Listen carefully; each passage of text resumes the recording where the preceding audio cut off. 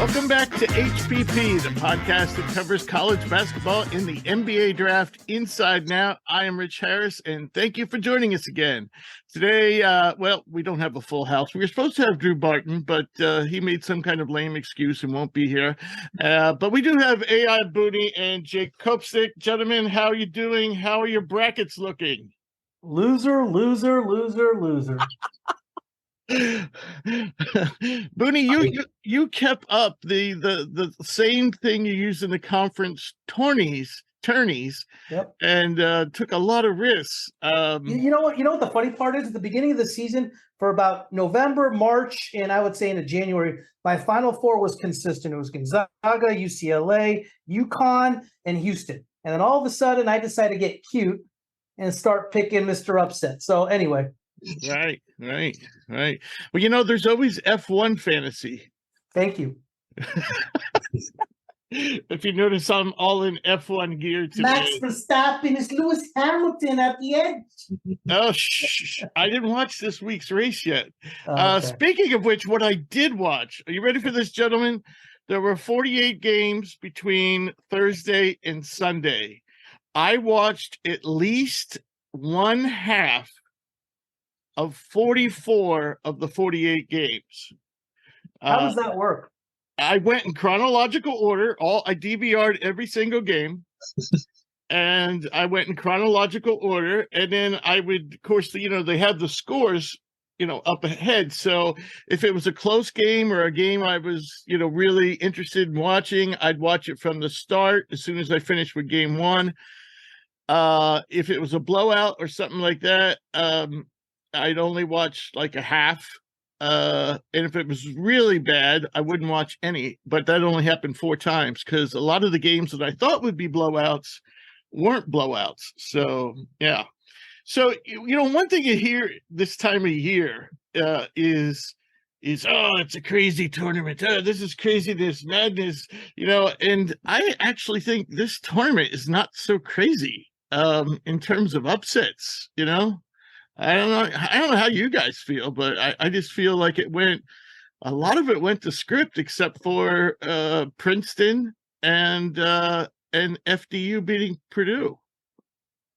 I mean, yeah, for the most part, yeah, it wasn't as crazy. Kind of wild that we had, so for the second time in I think 6 years, we have a 16 seed over a 1. But how about the third straight year there's a 15 seed in the Sweet 16?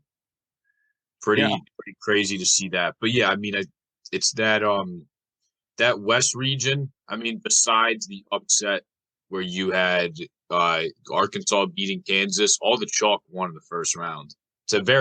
It was the hardest region, but it was all chalk that ended up winning. I think we had we had some nice upsets. Even it was quality over quantity. Yeah. The only thing I was right about was that the Big 12 was not as good as we thought they were. Right. The only thing I was right about. We will get into that in a second. The big upsets, I would say, in this tournament, and like I said, I just don't. I think it was the year. Jake, you're good. You have a great memory. I think it was the year Arizona lost to Buffalo, but that year I think was like the worst I ever had for like getting the number of teams in the Sweet 16. I almost always have at least 10, and I think that year I only had 8. Was that the crazy year where there was just so many upsets? Allow me to walk 2 steps behind me and pull that bracket down from my wall. Get it off for you. Here's what I will say about that particular game, and here's why people who are in our industry, that is writers, journalists, play-by-play people, analysts, why they're not supposed to play brackets and why they're not supposed to gamble. And that Buffalo-Arizona game was a perfect example. That year, I picked Arizona to win it all. And, of course, the star in that team was DeAndre Ayton. And DeAndre Ayton, among others on that team, they just played like dogs. But Ayton was the worst. His defense, his defense it was just horrible. The way Buffalo just, and that I believe was Nate Oates. the way Buffalo just exploited him. And here's the thing. I still, to this day, now I'm supposed to be a journalist. I still, to this day, have not forgiven DeAndre Ayton for that game. And, with good reason. The other thing that bugged me about Ayton that year was everybody was saying, "Oh, he's the best player overall." You hear what's his face, who's now working for the Trailblazers, Mike Schmitz, would get on TV and just go on and on and on about Ayton. And I just thought clearly Luka Doncic was the better player. I thought maybe Ayton, if he lived up to his potential, had more upside, but he really hasn't. I don't know if he's that much of a better player today than he was when he was at Arizona. Yeah. So what'd you come up with, Jake? So I actually, because I highlight all of them, I only had 3 teams in the Elite Eight. I had 1, 2, 3, 4, 5, 6, 7, 8 Sweet 16, because that was the Loyola Chicago year, that was the Arizona year, that was the UMBC year. Right. Yep. So that was the year. That's the year I'm thinking of. Year. So when people say, "Oh, this is a crazy tournament," I was just like, what calendar year was that? That was 2018. 2018. Villanova died. Of course, it was Villanova dominating everybody that year and being like the easiest champion to predict almost, but everything else around it just happened to be chaos. Did I not pick Villanova? I thought the year, the DiVincenzo year, the year DiVincenzo went crazy in the tournament, that was also that year? Yeah. I must have then had Arizona in the championship game, because I definitely picked Villanova to win that tournament. Yeah, it's what a weird year that was, because you had Michigan beat you had Texas A&M beat UNC.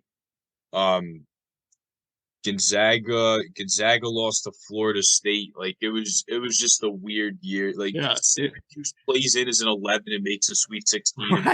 Right. And Oklahoma made the Final Four, right? But they were good. They had what's his face? That was 2016. That was the first Nova team. They played Oklahoma. And who was on that Oklahoma team? It was like Buddy Hield, Jordan Woodard. Yes, thank you. Good call. All right. So getting back to this year's tournament. So I just think that in terms of upsets, this was a pretty mild year. We had Furman over Virginia, Princeton over Arizona and Missouri, Fairleigh Dickinson over Purdue, Penn State over Texas A&M, mild upset, Pitt over Iowa State, Michigan State over Marquette, fairly mild upset, Creighton over Baylor, another mild upset, and then Arkansas over Kansas. So which to you, you guys, this is like, how could this happen? How could this be? I can't believe, which ones had you scratching your head and like saying, what the hell is going on around here? I mean, I think Purdue was the main one for me. I mean, if you watch that game, which I'm sure both of you did, I mean, yes. What was Purdue doing? I mean, they would not give the ball to Edey at all. I don't know for how long. It's just, it was mind-boggling. How they played that game was mind-boggling. And but they also, I mean, I don't know. I saw, I think, at least 2 passes in that game that actually went off somebody's head.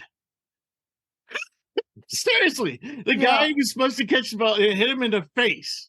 No, I hear you. I think Edey though had 11 shots against the team. I think where the biggest guy was 6'6". Right. Yeah, they are the smallest team in D1. Yeah. Here's the other thing: is their core team were playing Division II basketball last year. 3 of their 4 best players from St. Thomas, right, played in D2 last year, and Purdue, with the best player in. He's going to be the player of the year, loses to this team. It was incredible. The other thing was, I mean, even veterans, okay, we knew they had the freshman backcourt, and we knew that there was a good chance that they would choke. But who's the real strong guy? Overcame some injuries. He's a real hustler. Gillis? Yes. Even he was reluctant to shoot in the second half. they would all get the ball and they wouldn't shoot. I mean, I get that if you're a freshman. I just don't get it from upperclassmen. So yeah, that was, I would have never, even if they played today, I would not take Fairleigh Dickinson over Purdue. No way. No way. If they played 50 times, I'd take Purdue every time. Well, I suppose if Fairleigh Dickinson won the first 49, and maybe I'd go with Fairleigh Dickinson. But I just don't see that happening. You know, I think if they played 50 times, Purdue would win 49 out of 50. What about Princeton, though? I mean, what do you make of Princeton? I mean, I just want to give you a stat. Arizona came into this tournament as the third highest scoring team in this tournament. I think they were averaging somewhere around 88 points per game. Princeton, playing in the Ivy League, on the season gave up 69 points per game. So you would think on average, you know, Arizona's going to get in the high 70s, you know, what did they finish? What did Arizona finish with? 50, 55, I think. Do we remember? Yeah, something like that. I forgot what the exact final score was. I mean, I saw Princeton play a few times in the regular 55. season. I thought that Ivy League is a good conference, from Harvard to Yale to Princeton. I feel they have good players. They're athletic. They can score it. And when the seedings came out, I was surprised and not surprised Princeton was a 15. But I was like, they're a good team. Well, I would have been surprised if Yale was a 15, if Yale had won. But, you know, I mean, Yale, you know, was pretty dominant, I feel, in that league this year. But Princeton, first of all, I got to disagree with you. Unlike Fairleigh Dickinson, I don't see Princeton being that athletic. But you got to remember, Harvard beat Yale during the regular season, too. Yeah, well, yeah. Or was it Harvard or Cornell? Some one of those schools. Cornell it may have been. What was the 4 seed? I believe it's Cornell. I apologize. Okay. But Jake, I mean, I know you're probably more familiar with the Ivy League than us, because, you know, you follow Penn very closely. I just don't see, I mean, I just don't see Princeton as being overly athletic. I don't see them being great shooters. I don't see them. Well, hey, they shot the ball really well, especially in that Missouri game. I saw them play for the first time. I believe it was right after New Year's. They played at the Palestra, and then I saw them play on TV a couple times, and I went up to go see them play the Ivy League semis at Princeton when they played Penn. And I came away from the first meeting at the Palestra, and Penn did not make a three in that game for the first time since like 2009. But they were forcing a bunch of tough looks and to work for everything. And I was just like, that was a very fundamentally sound, dominant win for them. It's not that Penn didn't compete hard, but Princeton was just horrific and sound in every single facet. I think besides maybe having 2 more turnovers than Penn, they won every single category. They can slide in front of you. They can stay with ball handlers. And Tosan Awoma is just such a nightmare matchup for bigs, because he's going to draw a Tubelis or a Ballo all the way out to the perimeter that they're not really comfortable doing. And that goes for any big that he's going to play against. They got Creighton. Right, but ultimately he's going to drive on you, because he's not really a shooter. Oh, no, he's not a shooter at all. He's going to drive on you, but he plays at his pace. He's never sped up or out of control. It doesn't matter if he's playing Penn or he's playing Arizona. He can facilitate a little bit. He can get to the hole, get to the free throw line, which he doesn't make free throws at a high clip, but he was able to make one to seal off the Arizona win. But they just play fundamentally sound. And the freshman Caden Pierce maybe double-doubles in both games. He had like 14 or 15 rebounds against Missouri.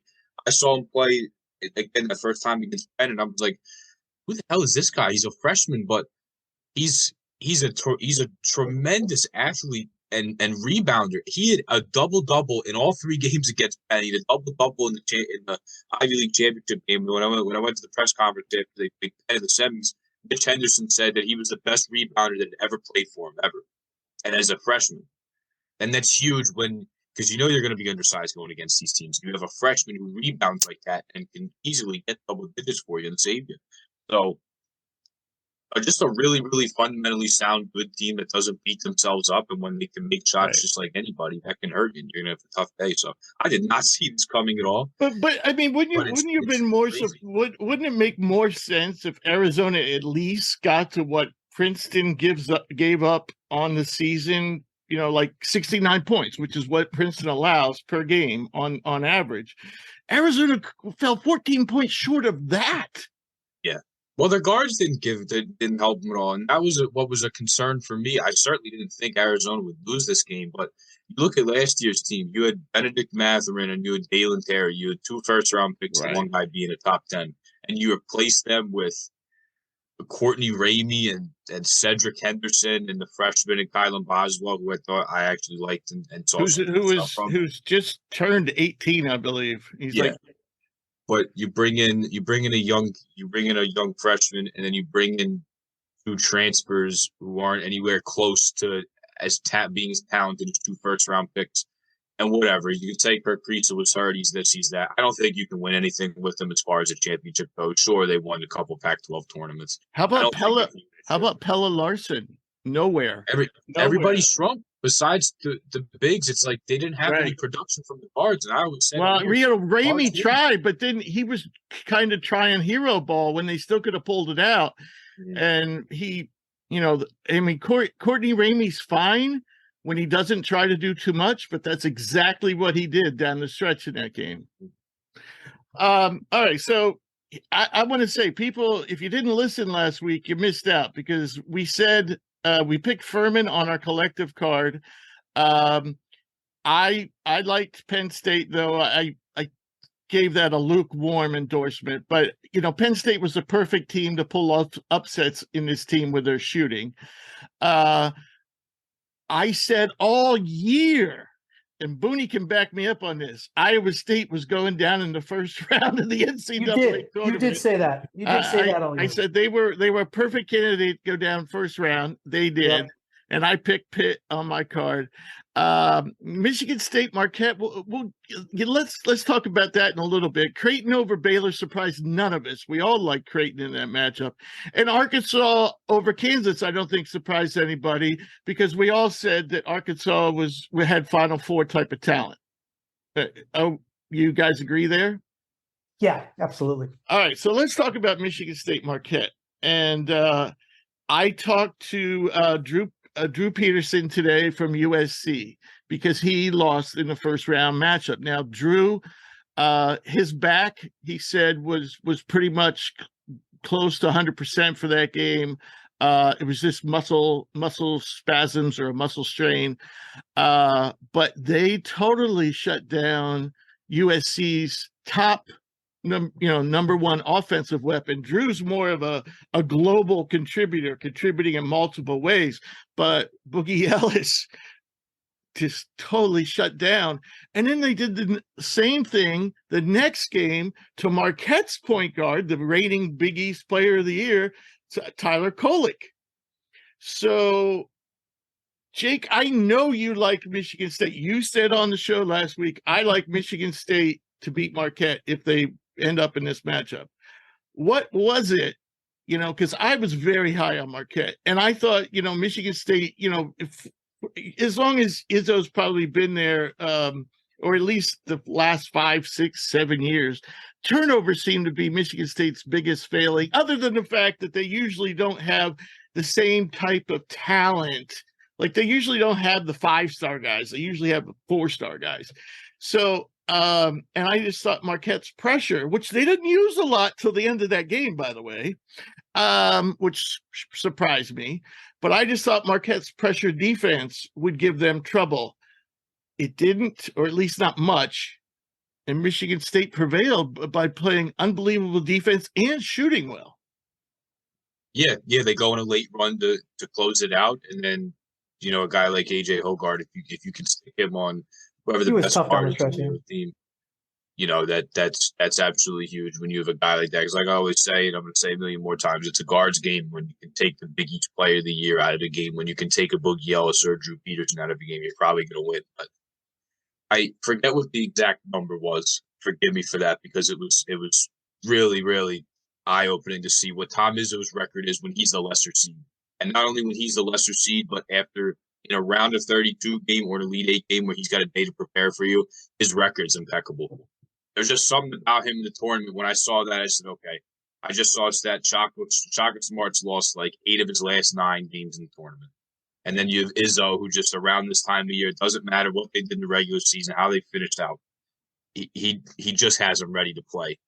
And this Marquette team, I think they're a little bit overrated. You look at their defensive stats, their defense gets inflated because of all the turnovers they create, but they're not really terrific in another area. They don't have a lot of size.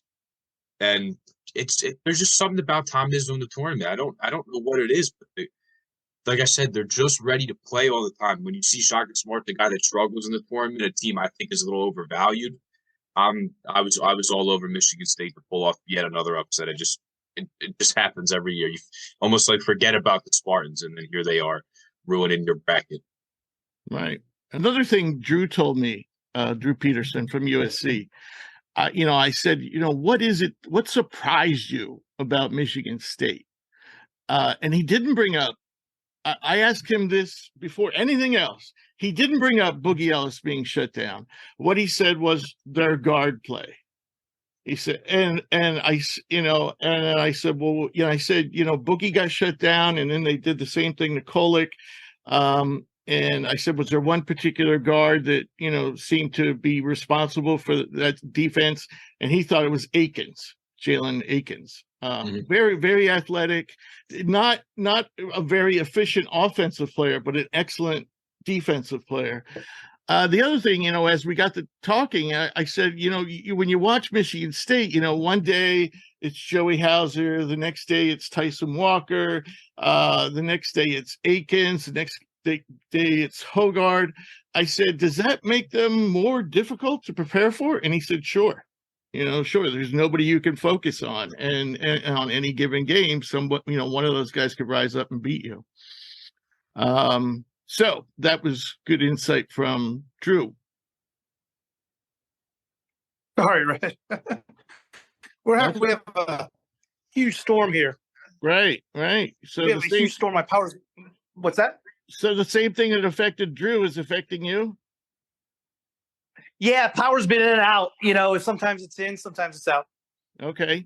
All right. So I'm on my phone right now, but I can do it. Right. Yeah. So if Bunni sounds weird, listeners, that's because that's why Drew, he didn't have a lame excuse. He had a real excuse. Apparently, California's been hit by storms, and Drew doesn't have any power. Bunni doesn't have any power, but Bunni's going to do it via phone, at least as long as his phone lasts.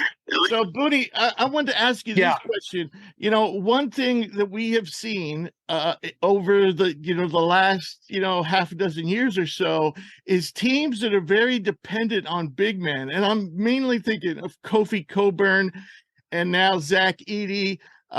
Even before that, with Purdue had Haas.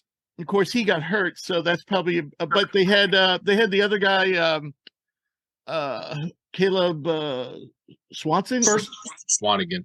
Right? Yeah, sorry. Yeah. So Purdue always has these dominant big guys, and a lot of it, with these teams like with Cockburn, the whole team seemed to rotate around him, and this year obviously Edey was a tremendous focal point. So are we worried about, should we be worried about picking big teams that are reliant on big men in this tournament, or is this more of a Purdue problem? Because Purdue has a really bad, under Matt Painter, has a really bad track record, especially recently, of losing to double-digit seeds. I think it's a pace problem in the game. A team like Purdue can literally lose to anybody if you're going to get up and down with them, right? At the same time, Purdue can win the national championship if they slow it down in a half court and force feed Edey and play inside out. I think I've been saying that for a long time. I think they took Fairleigh Dickinson for granted. They tried to run with them. The stars aligned. Fairleigh Dickinson played a great game, scored in transition, where Edey wasn't a presence on the defensive side of things.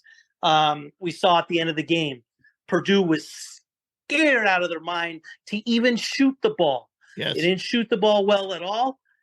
And, they didn't play a really good game. And I think at the end of the day, they took Fairleigh Dickinson for granted. And a team like Purdue, its guards are not good enough to take anybody for granted.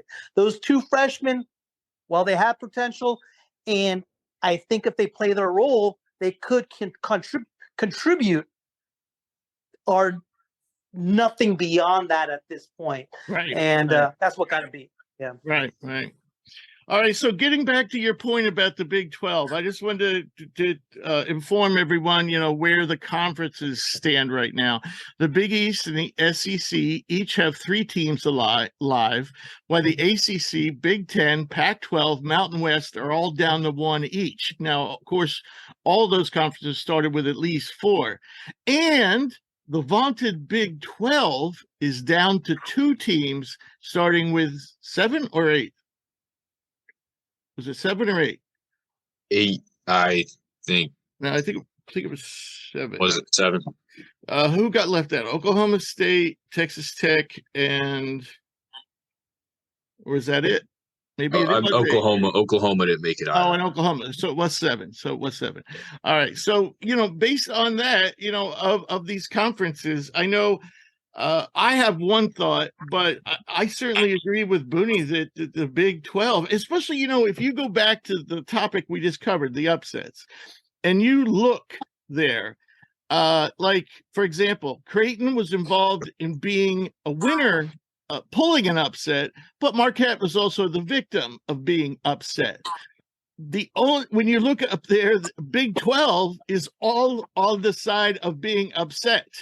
In Baylor, Kansas, and Texas A&M. So, but were they the most surprising to you, Bunni? Because you and I have been saying the Big 12 is as good as everybody's saying it is. I think I don't know if you remember or not, but we both said it about 6 weeks ago or so, and we basically said that the Big 12, their worst team is like an Oklahoma. They don't have like a DePaul or a real Right. bad Right. real bad team in their conference. Right. But Kansas, all the way up to their top 4 or 5 teams in that conference, is nothing so great from top to bottom. Yeah, they are a conference that is a solid, good conference. But as far as what they were being made out to be most of the season by the media, I just never was on that train. And I don't think you were either. No, I wasn't. Yeah. And here's the thing, when you look at all 10 of those teams, not one of them had a dominating big man. Not one of them had a big guy that you could go to consistently to get a bucket if you needed to. Now, I'm not saying you need a Zach Edey, but I'm saying you need somebody on the inside. Right. To give you like a Kalkbrenner, or obviously you can win without a big man. But I was just saying, that was one of the things that struck me about this conference is they just don't have any big men.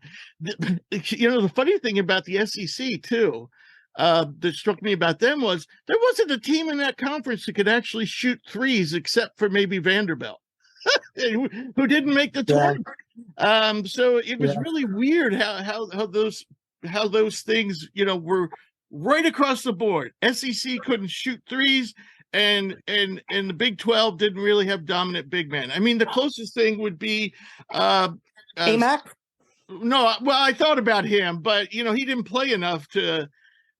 How many games did he play? Like maybe 10? Not many, but that's what I'm saying is there wasn't much else. Well, there was Cisse, for Oklahoma State. He's you're dominant right. defensively. He was good. Yeah, he's dominant defensively, but certainly not offensively. So, Jake, did any of these conferences, either positive or negative, have they surprised you? So, yeah, Big 12, for sure. SEC as well. And I see what your argument is about the big guys, but for me, I just keep hammering home the point, it's a guards game, and look at these teams that are losing. It's because their guards, for the most part, aren't great. There's a couple outliers, unfortunately. What about Virginia? Virginia's strength was their 3 guards.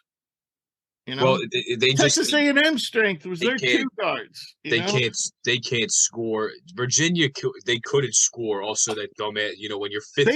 Baylor supposedly had the 3 best guards in the country. They're gone. But they couldn't defend.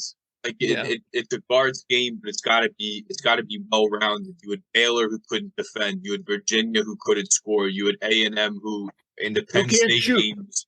Oh my God! Not only could they not shoot, they couldn't defend three, and then they tried to make 20 points back in one possession, just firing a bunch of threes, which they're not good at. They didn't even try and really get twos in the second half. They just started firing to try and get back in the game as quickly as possible, and it didn't work. But I'd say the one outlier was watching TCU and Gonzaga the other night because there was nobody to guard Drew Timme. Lampkin really hurt him not being there. The TCU team got in a bunch of foul trouble, committing a bunch of silly tick-tack fouls before halftime. So before you know it, the whole team's got 3 and 4 fouls, and Micah Peavy was the primary defender on Drew Timme.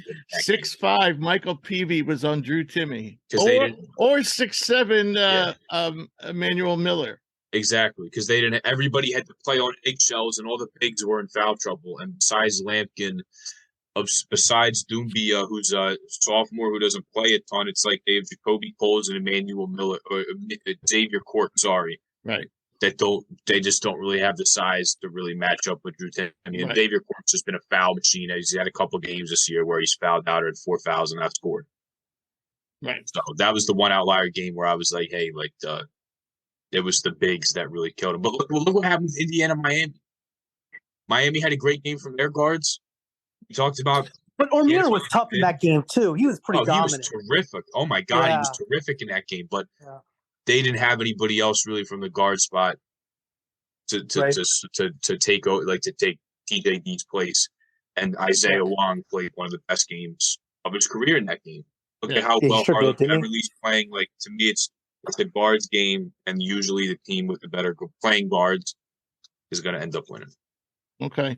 The one thing I want to say about the conferences was the Mountain West. And, stop it. No. You're right. You're right. I almost called DeCourcy over the weekend because what I don't understand, and this is really weird, being a former computer programmer who programmed things of this nature, like predictive models. I can remember looking at Utah State's schedule, when I was picking my bracket, and I'm like, how the hell do they have such great metrics? When you look at Nevada. What's that?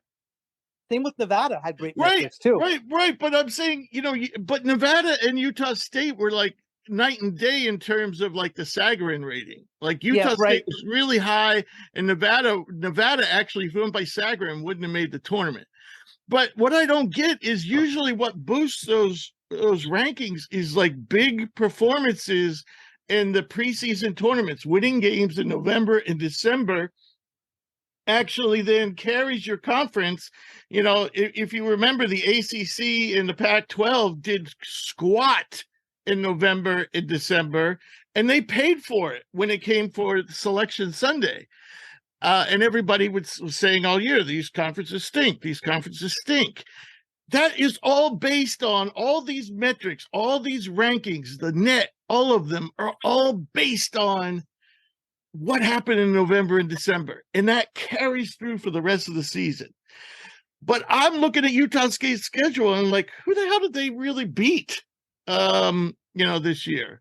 So I just didn't understand. What perplexed me was how the Mountain West came up so high in the computer rankings. And, of course, they disappointed. They sure did, didn't they? Yeah. So the next thing we're going to talk about is the impact of injuries. And actually, surprisingly, a lot of the injuries we were worried about when we picked our collective bracket didn't turn out to be much of a concern. For example, if I knew Norchad Omier was going to, be healthy, I would have never picked Drake. Sure. But anyway, let's just go over some of those. And I'm asking you. So it seems to be from you guys that the consensus of Omar Ballo's broken finger and Kerr Crease's separated shoulder weren't big factors in this game in their loss to Princeton. I think it totally was, but I think also the kind of credit has to go to Princeton as well. Yeah. I mean, Akrisa obviously had a horrible game, but that doesn't explain what's Pella Larson's excuse, what's Courtney Ramey's excuse, and all the other guards in that team's excuse. So I don't think Arizona really can say, we were hurt. Anthony Black, he's been playing hurt all year. And by the way, he has a new foot injury. So I'm bringing up not only injuries to talk about the past, but also to talk about the future. So I'm just informing everyone. So Anthony Black's a little nicked up again. But knowing him and knowing what a gamer he is, I expect him to be out there. Mason Miller turned his ankle for Creighton, and it looked pretty bad. And actually, Francisco Frabello, the transfer from TCU, actually really stepped up against Baylor. So are we concerned about Mason Miller as Creighton moves forward? I'd say it's not like devastating because they really play with the 5-man rotation that they have, and they'll bring Farabello did knock down some shots. That's all they need him to really do. Right. But he had been playing well, Mason Miller, and it did give them another option off the bench, which, although a young player, like, that is big when you can just expand your rotation by another player to keep guys a little bit fresher. Yeah, so I don't think it's devastating, but at the same time, like, he had been playing well on a team that severely and very badly needs them. Yeah, because they have the King who comes in for Kalkbrenner, and then they can bring Francisco in to give the guards a few minutes, and they can bring Miller in to spell the forwards, Shireman and Coloma. And I think it shortens their bench by one. But as long as Farabello's playing well, I think they'll be okay. What about Mark Mitchell? How much? Here's a question for you guys. I got one question for you guys. Was one of my surprising things, and a little bit off topic here, but how many spots do you think Nick Smith dropped of his performances last weekend? Well, we will get to that in the stock falling. Thank you. I apologize. That was on my mind as far as one of the surprises for the weekend. Right. Yeah. So Mark Mitchell not playing for Duke. Do you think that had much of an impact? That was huge. I think Shire got out coached, and I tell you why. If you watch that game, they were in that man defense, and they were playing physical, and they were playing tough, and they were playing right there with Tennessee. Roach got into foul trouble, and Duke went into a zone, and scoring became a lot easier for Tennessee, and that allowed them to stretch it. And Duke didn't play a lot of zone during the regular season, and you could tell their defense was not as good. Tennessee was hitting shots and allowed them to really, really extend the game. And he never got out of that zone. He stayed in it. And part of that reason was, Mitchell not being in that game was huge. What do you think? Yeah, Jake? I agree, because if you look at Duke's record, and I'm just pointing this out for specifics. I'm not at all trying to make an excuse of what happened, because Duke got dominated by an older and a more physical team and a coach, and Rick Barge has been on the sidelines for a long time. They're 18 or 19-1 when they're fully healthy, which is great. But they missed a guy like that who could defend a little bit. He couldn't really shoot, which is a problem, of course. But to miss a starter and pretty much find out about it the day before, it's huge. But to agree with Bunni, Duke's very young. Well, let me ask you this. Let's say Mark Mitchell was healthy and they played tonight. Mark Mitchell's healthy. Do you think Duke wins? I honestly Roach is in foul trouble again? Yeah. Well, I don't know. It would be a new game. I don't know. I think that was the changing point of the game. I think they got punked. I agree. They're a bigger, more physical team. I think they got punked. I think the Tennessee just does that to teams. People are like, "Holy shit, these guys!" These guys He are looked like man insanely among boys in that physical, game. insanely strong, and Wow. insanely athletic. And yeah, I think it, I just think it's shocked. I think Duke's in shock. I agree with Bunni though what he said. It looked like men versus boys because we know Duke's very young and they had just been playing at such a high level and started to gel together and hit their stride at the right time. But no, I said that to my friend. I was like, Filipowski and Duke, like they look like boys going up against grown men. Just a tougher, way more physical team that they hadn't seen probably since the non-conference slate, and an older, more physical team, and they shot the ball well too, which is why they ended up winning Tennessee, or why they won by as many as they did. But I said that to a friend. I was like, they look young. Duke looked young in that game. Right. So how about Marcus Sasser? There was another injury we were deathly afraid of. And I thought I had to laugh out loud when Houston was playing Auburn, and the sideline reporter came back from talking to Kelvin Sampson, and she said that Sasser was only 60%. And I'm thinking, well done, coach, writing in your own excuse before you've even lost.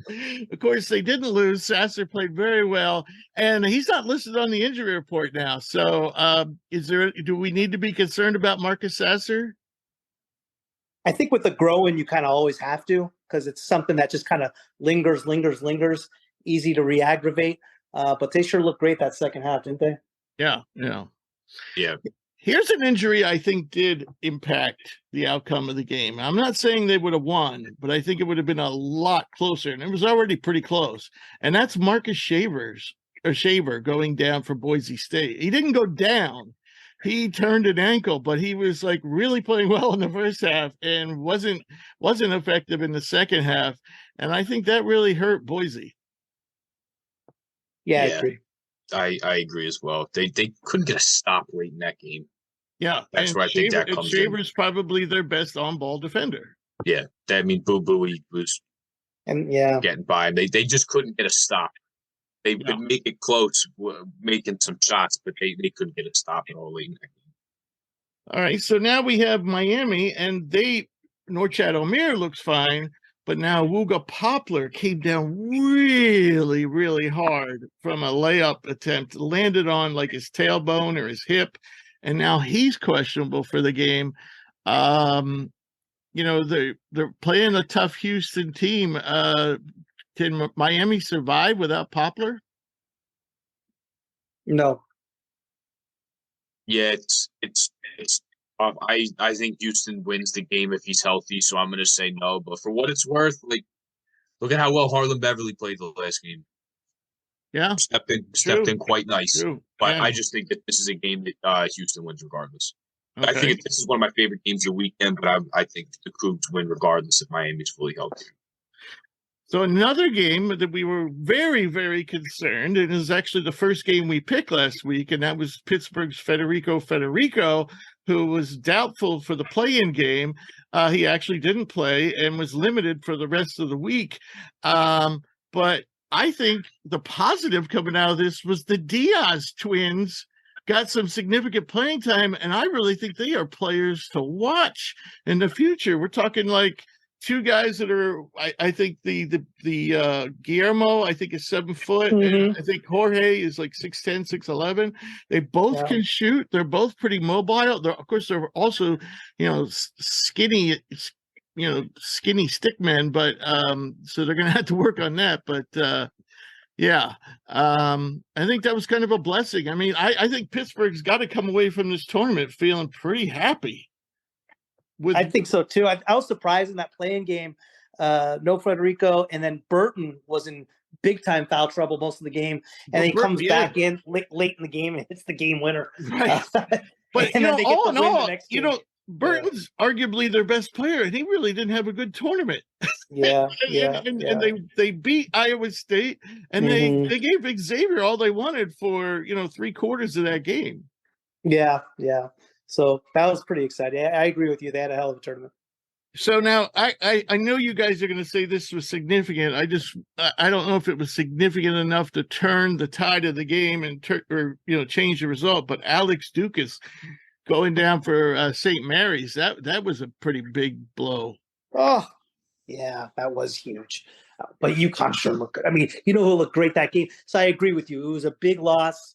I don't think the outcome would have changed because Jordan Hawkins in that second half looked unbelievable. And UConn really, really, really looked good. So big loss. I don't think anything would have. I don't think the outcome would have changed. Right. Of course, Tennessee won without Zakai Ziegler. Virginia lost without Ben Vanderplas. Personally, if you're hanging your NCAA hopes on Ben Vanderplas, you might want to go back to the drawing board. I'm just not a big fan of his. Zach Freeman, of course, Xavier survived without him. But here's interestingly is UCLA. Of course, they started off with Jalen Clark out. Adem Bona was nursing a sore shoulder and aggravated that injury during the game, though he's not listed on the injury report. So, and he did come back after aggravating the injury. But also David Singleton is questionable with an ankle.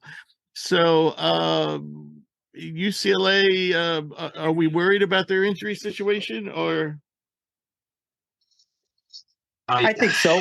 Yeah. Yeah, I think short. I think they win this game, bar none, if they have Jalen Clark. I still think they could beat Gonzaga, but it's gonna be a lot harder without him.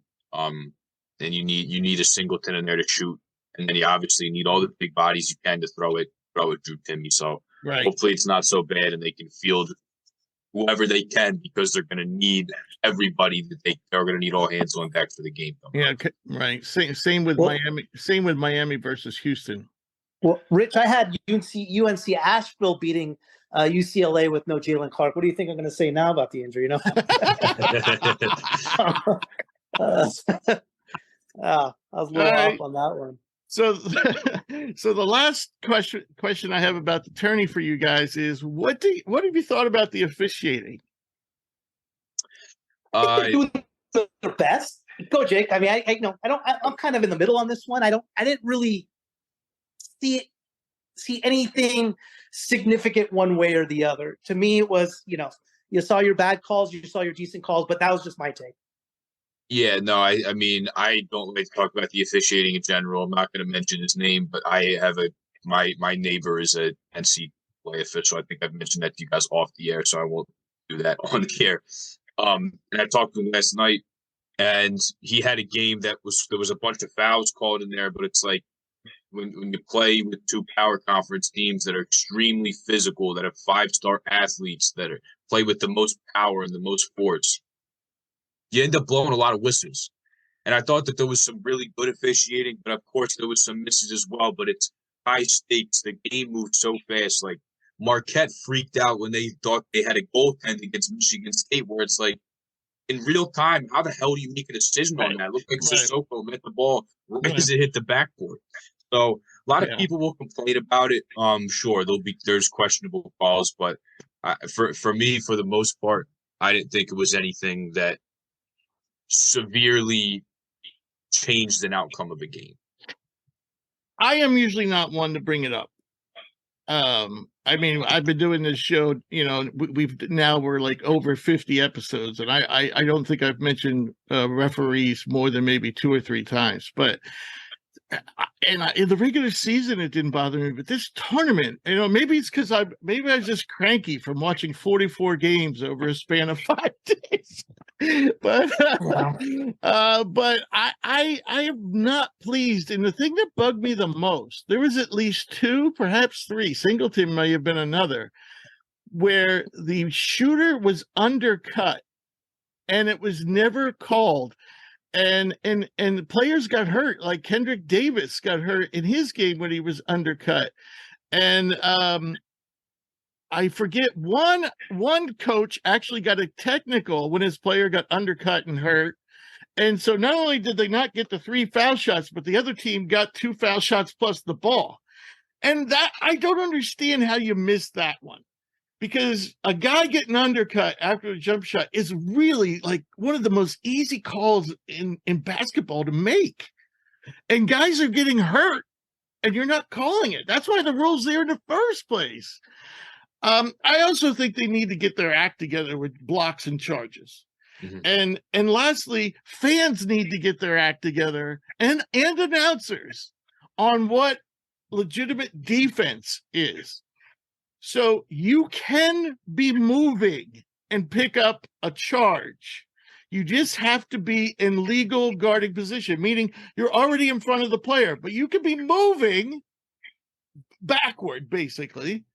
And as long as you're not approaching the player or cutting in front of him, and if you get run over, you don't have to be standing perfectly still. So come on, people, get this right. I can't believe announcers still in this day and age are like, oh, well, he was moving. So what? He was in legal guarding position. It doesn't matter. All right. So that's my little rant for today. So a couple other items, non-tournament related.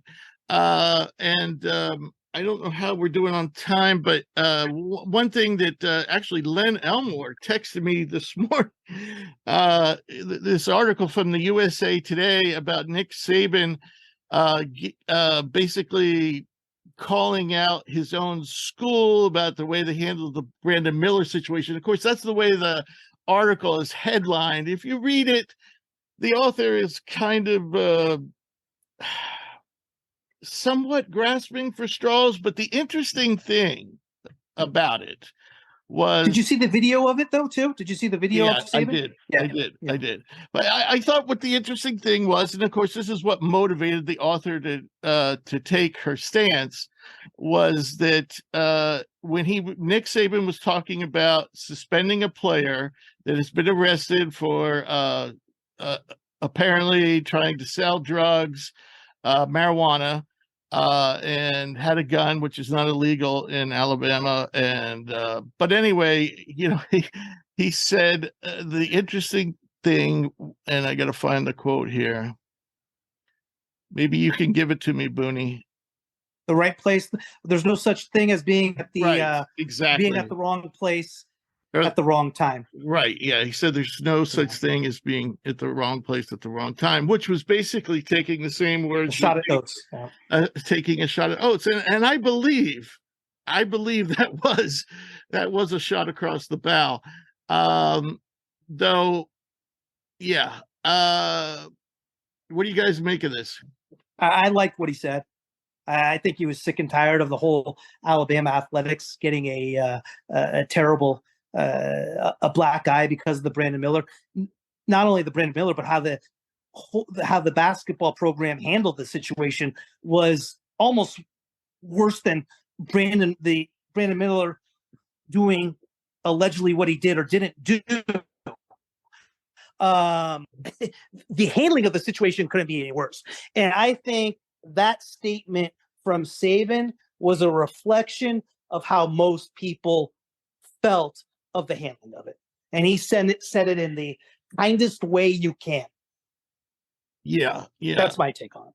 Yeah, but my thing that I don't understand, and I took this up with Len Elmore when we had him on the show, and he said, well, Alabama doesn't want to mess with the criminal investigation. But to me, your first instinct, knowing that someone died and your players were directly involved, would have been to sit them all down and to say, okay, we need to take a timeout here.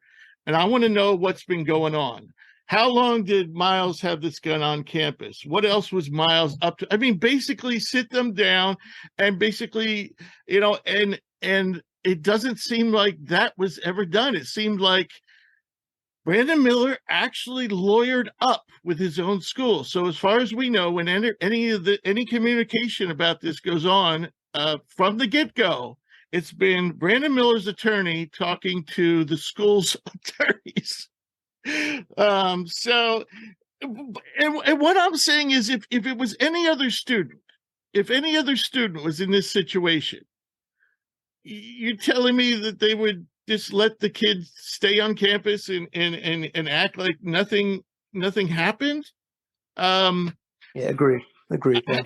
You know, and I don't understand because Miles was breaking campus rules and carting that gun around on campus and nobody reported it.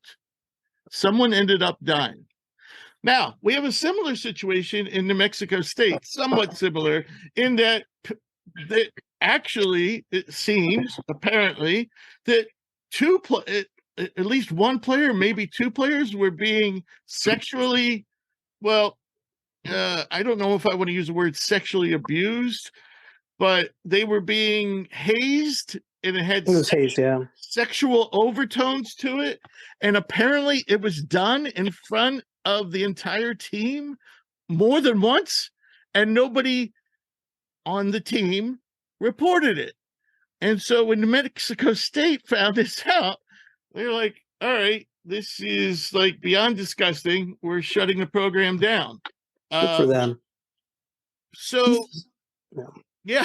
So why Alabama? I'm not saying that they should have suspended the season. I'm just saying there should have been a sit down and found out. I'm not talking about what happened on the night that January 15th. I'm talking about how these players were conducting themselves leading up to January 15th. Because if somebody would have done the right thing, then nobody would have died on January the 15th. All right. So I promised that would be my only rant of the day, but that's already rant number 2. And we're still in the college notebook section of the show. So TCU's Eddie Lampkin alleges mistreatment within the program. Do we have anything? I looked into this a little bit.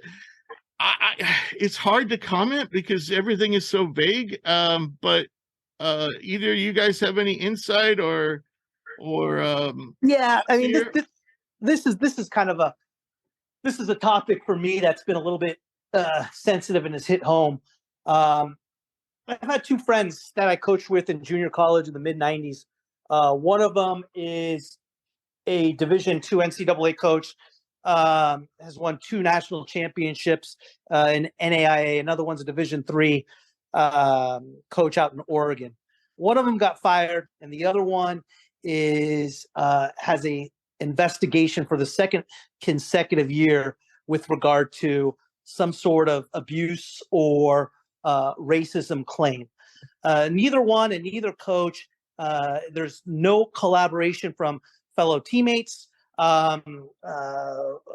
or any proof provided to university with regard to this happened. And Rich, Jake, I tell you, it's gotten to the point for me personally where I'm starting to hate sports, where kids can make these allegations with absolutely nothing behind it. If Jamie Dixon or anybody else for that matter is a racist or has shown abuse, that should be exposed. That individual should be fired and blackballed from coaching kids and working with them whatsoever. But you cannot make allegations because your minutes have gone down. I'm not saying he did or didn't. I am saying he has no proof. Right. And no one on the team seems to be back. Has collaborated that. You can't do that. These things. No. It could scar somebody for life, mentally and of course, professionally. Correct. I mean, being drawn out as that is hurtful if it's false, which right. And I feel the only way this is going to stop is if there is some sort of consequence. Well, there is probably recourse in civil court, but I just don't know if someone's going to go through that unless their career was really, really to the university. Yeah. I understand what you're saying. With Pat Chambers at Penn State, and that involved Rasheer Bolton, who now is at Gonzaga, and also what happened with Mark Mark Adams. Based on what's been reported, you're like, now of course Mark Adams apparently resigned, so maybe he was just like, I just don't want to deal with this. But Pat Chambers was fired, and what they said was, yeah, poor choice of words, but in Adam's case, as far as I know, he was quoting the Bible. He was quoting an excerpt, yes. Yeah, and Pat Chambers, what he said to Rasheer Bolton. Now, this is obviously, there may be much more to this that we never have heard. But the only thing I have heard that Pat Chambers said to Rasheer Bolton was he was trying to tell him to play more relaxed, more not to be so tense. And he said, stop playing like you have a noose around your neck. Right. I know. I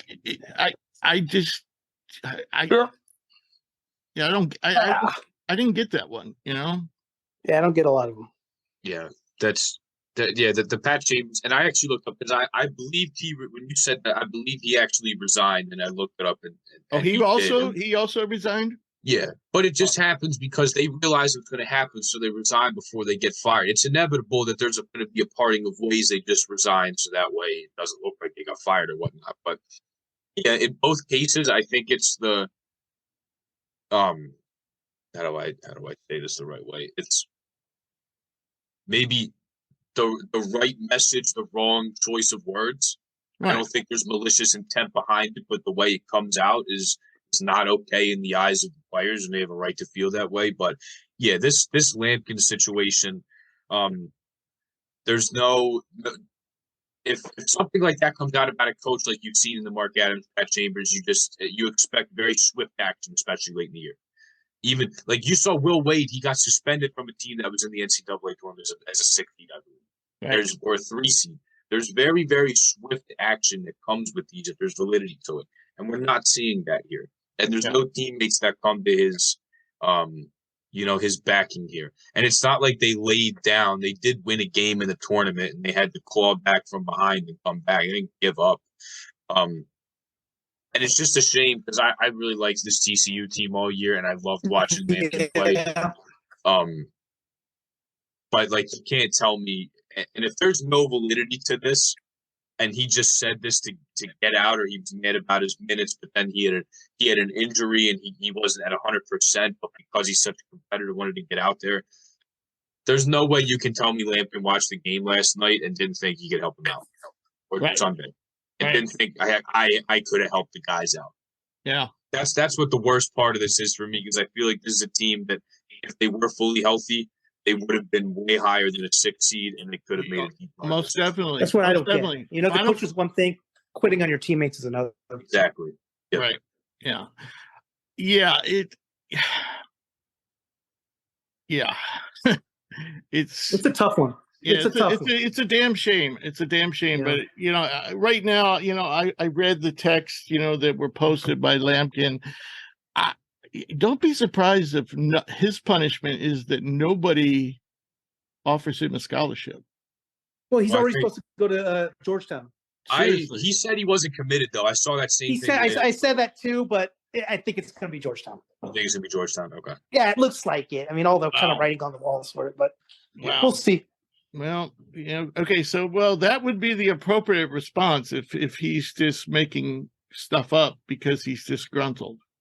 So, all right. So speaking of which, we're going to move on to coaching changes. I just wanted to know, we talked about Ed Cooley going to Georgetown, and I said I personally wouldn't leave Providence for Georgetown. Now, I know Georgetown has a better recruiting base in the Washington, D.C. area, which is a hotbed for basketball. But it just seems like Providence is so stable. He's been so successful there. It seemed like, like if this team had one more 4-star or 5-star, they would have been right there. I thought the same thing. And I thought he loved Providence. He's been there for 12 years, though. You have one career. Georgetown still has that Georgetown name about it. The nil money's better at Georgetown. He's getting a lot of criticism for leaving. But like I said, he's been at Providence for 12 years. He wants to go somewhere else. He wants something new. He wants to change the scenery. I think he's earned to make that decision. Oh, yeah.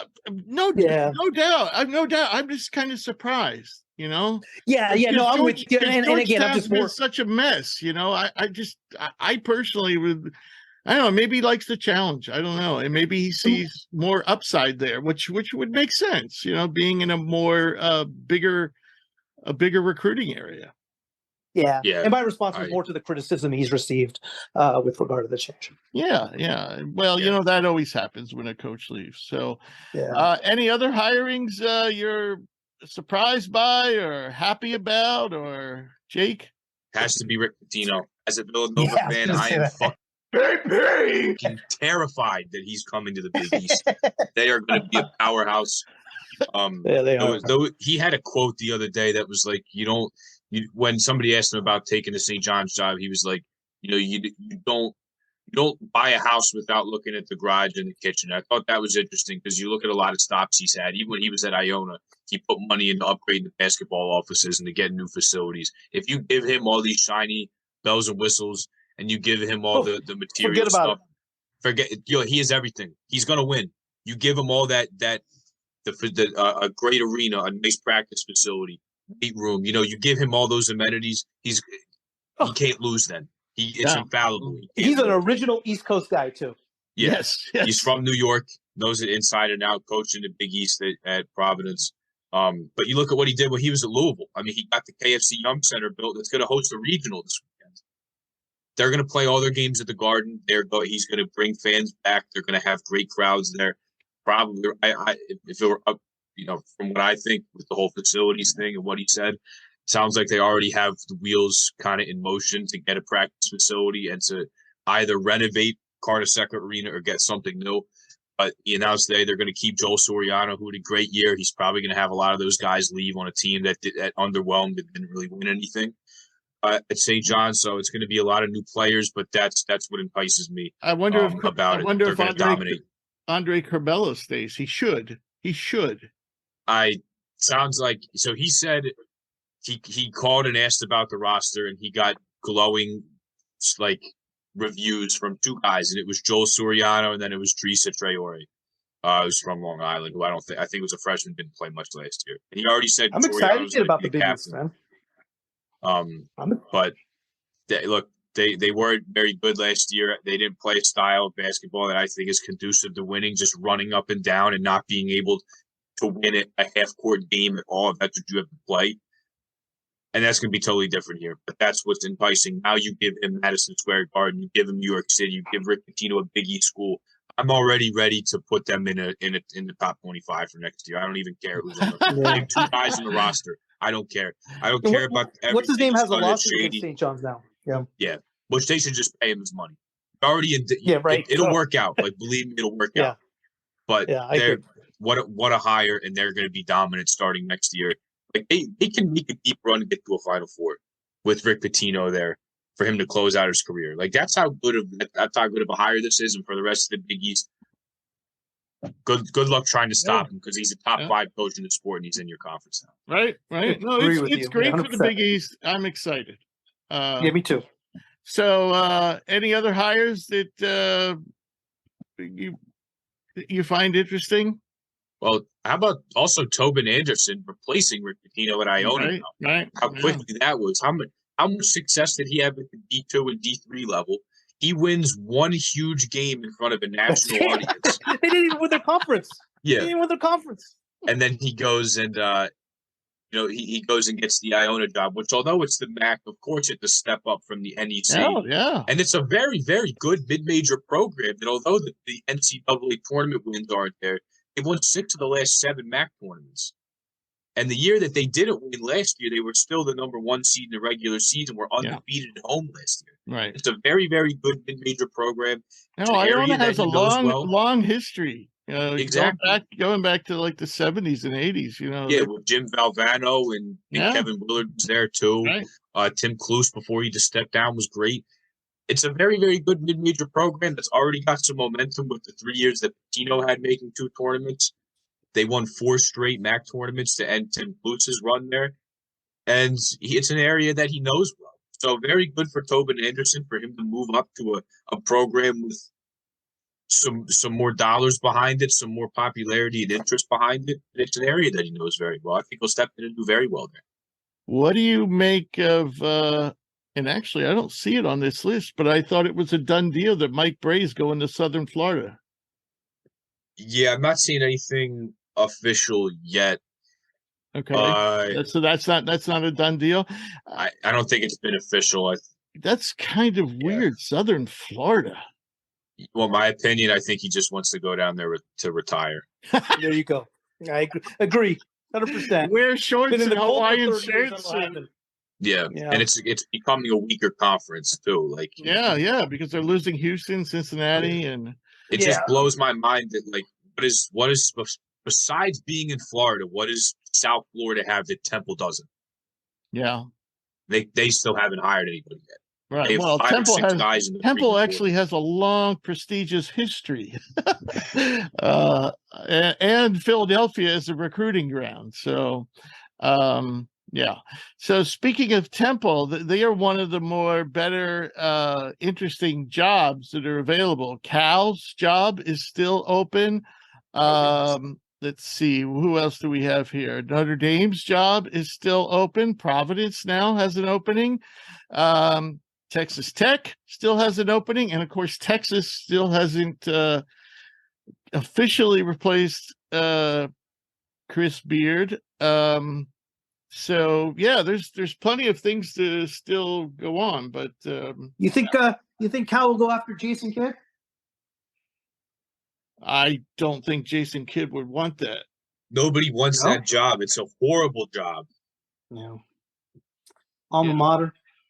Oh, sorry. Yeah, nobody wants it. Not mine. I just don't think he's going to go. Kids alma mater. I just don't think he's going to go from the Dallas Mavericks to Cal, no way. Unless if he was a little older, it was kind of like doing a Mike Bray. And actually, in some ways, coaching in college, I don't know if that's more relaxing than coaching in the pros because you have to do the recruiting. So they just had a great program about 5 years ago. They had some of the top recruits, then all of a sudden they hired Mark Fox, and that was it. Right. Yeah, I mean, Cal has, they're certainly gone through a horrible period under Fox, but they've certainly had their moments, and players like Jaylen Brown and things. And Ivan Rabb on that team too. Right. Good call. Right. So now we'll move on to our stock report, and we have a pretty lengthy list based on who's done really well in the tournament and who hasn't really done very well. And so we're not going to spend as much time on these guys as we usually would in the stock report, and we'll probably talk about a lot of these guys later down the road. What I'll do is I'll read down the list and maybe give a brief introduction as to why they're on the list, and then you guys can comment about which guys you feel like commenting about, and we'll go that way. So and you can comment on as many as you want.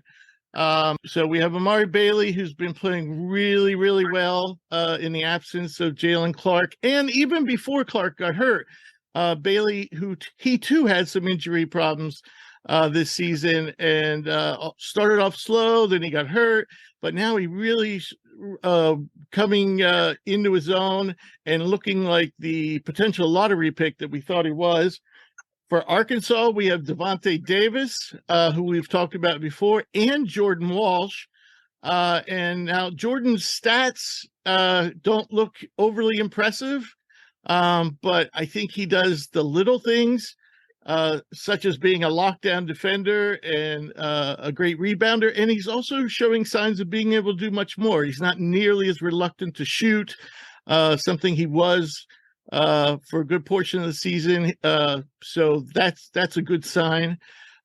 We have Mike Miles. TCU did lose to Gonzaga, but I can't believe, the last time I looked, and it's been a while, but the last time I looked at other draft boards, he wasn't even considered a second round pick. He was outside second round range, which shocks me.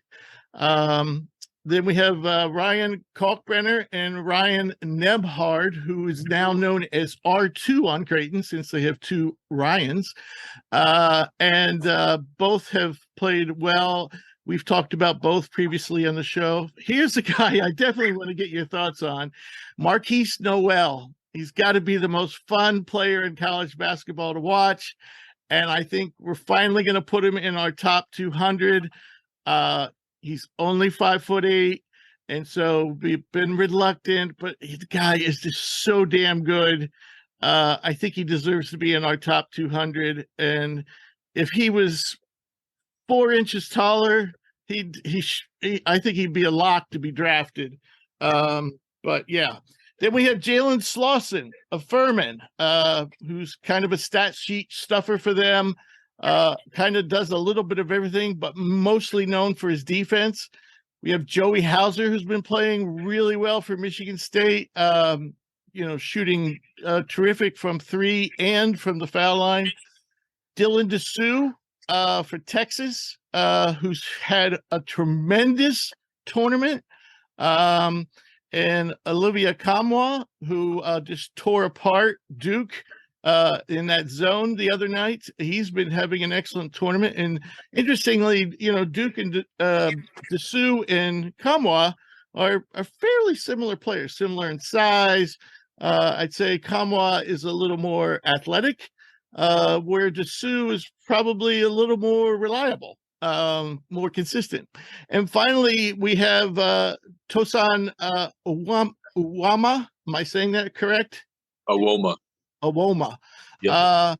From Princeton, who is kind of another do-everything stat sheet stuffing guy for Princeton, a point forward for sure.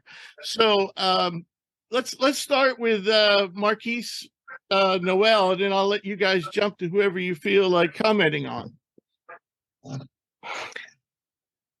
Yeah. Question for you guys. We'll go with Marcus Noel here. And I'm gonna throw in Kalkbrenner as well. Did you guys feel like Kalkbrenner should have been in the? I had this discussion with Jake a little bit. Should have gotten third team All-American. And the reason I bring that up is the guy he would have probably replaced would have been Marcus Noel. Noel I love, right? Exciting. We saw what he did in the last game against Kentucky. Can shoot it from anywhere. Electric, fun to watch. So forth. Has been consistent and just steady for the Wildcats all year long. But Kalkbrenner is just a difference maker. And I understand he's been hurt all year, but he is something not all year, for about 6 or 7 games. Yeah, he had mononucleosis. Yep. I think he should have been an All-American third team over Marcus Noel. I love them both.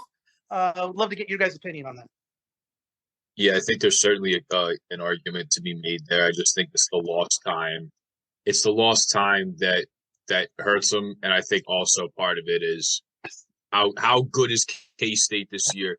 I've said it a billion times, but it's still true, and it's still remarkable that it's happening. They were picked 10th in that, and for them to be having the year they are, led by a 5th-year senior in Marquise Noel, I think puts them over the top, because on a team that's been surprising, is clearly not a fluke. They're playing in the second round, in the second weekend of the NCAA tournament. He's been their best player. I think that's what gives the nod to me. And yeah, I agree with you, Rich. I think if he's a couple inches taller, hypothetically, there's a guy that could be. Regardless, he's so fast, he's so quick, he's so much fun to watch. He's got a great feel. He's able to make some really nice passes. You see the behind the back pass he had to Keontae Johnson, and then right before the half, Kentucky threw a double team at him with Lance Ware, who they tried to wrap him off a screen.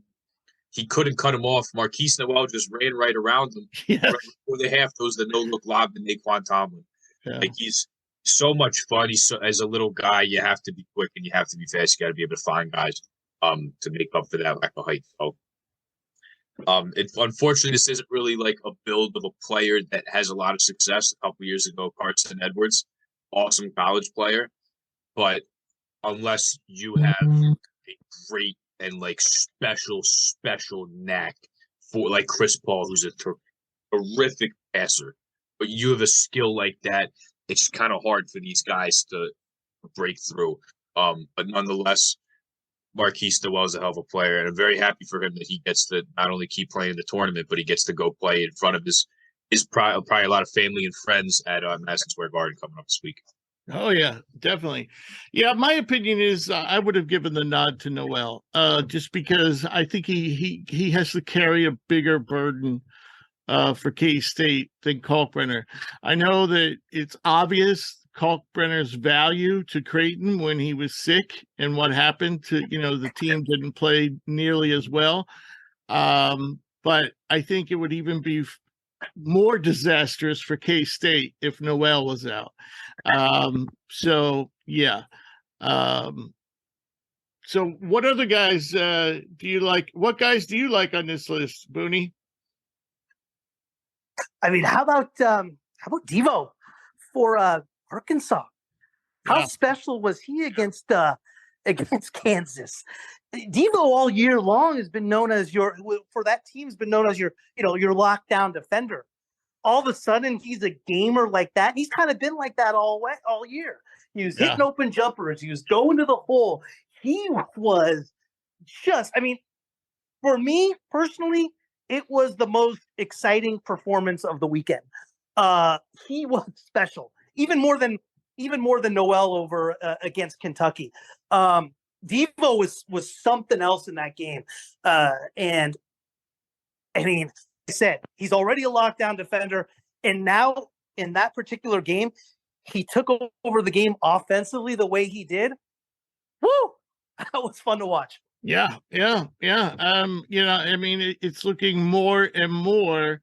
We talked about, and he doesn't have to come out this year, but we, talked about his, is he NBA viable?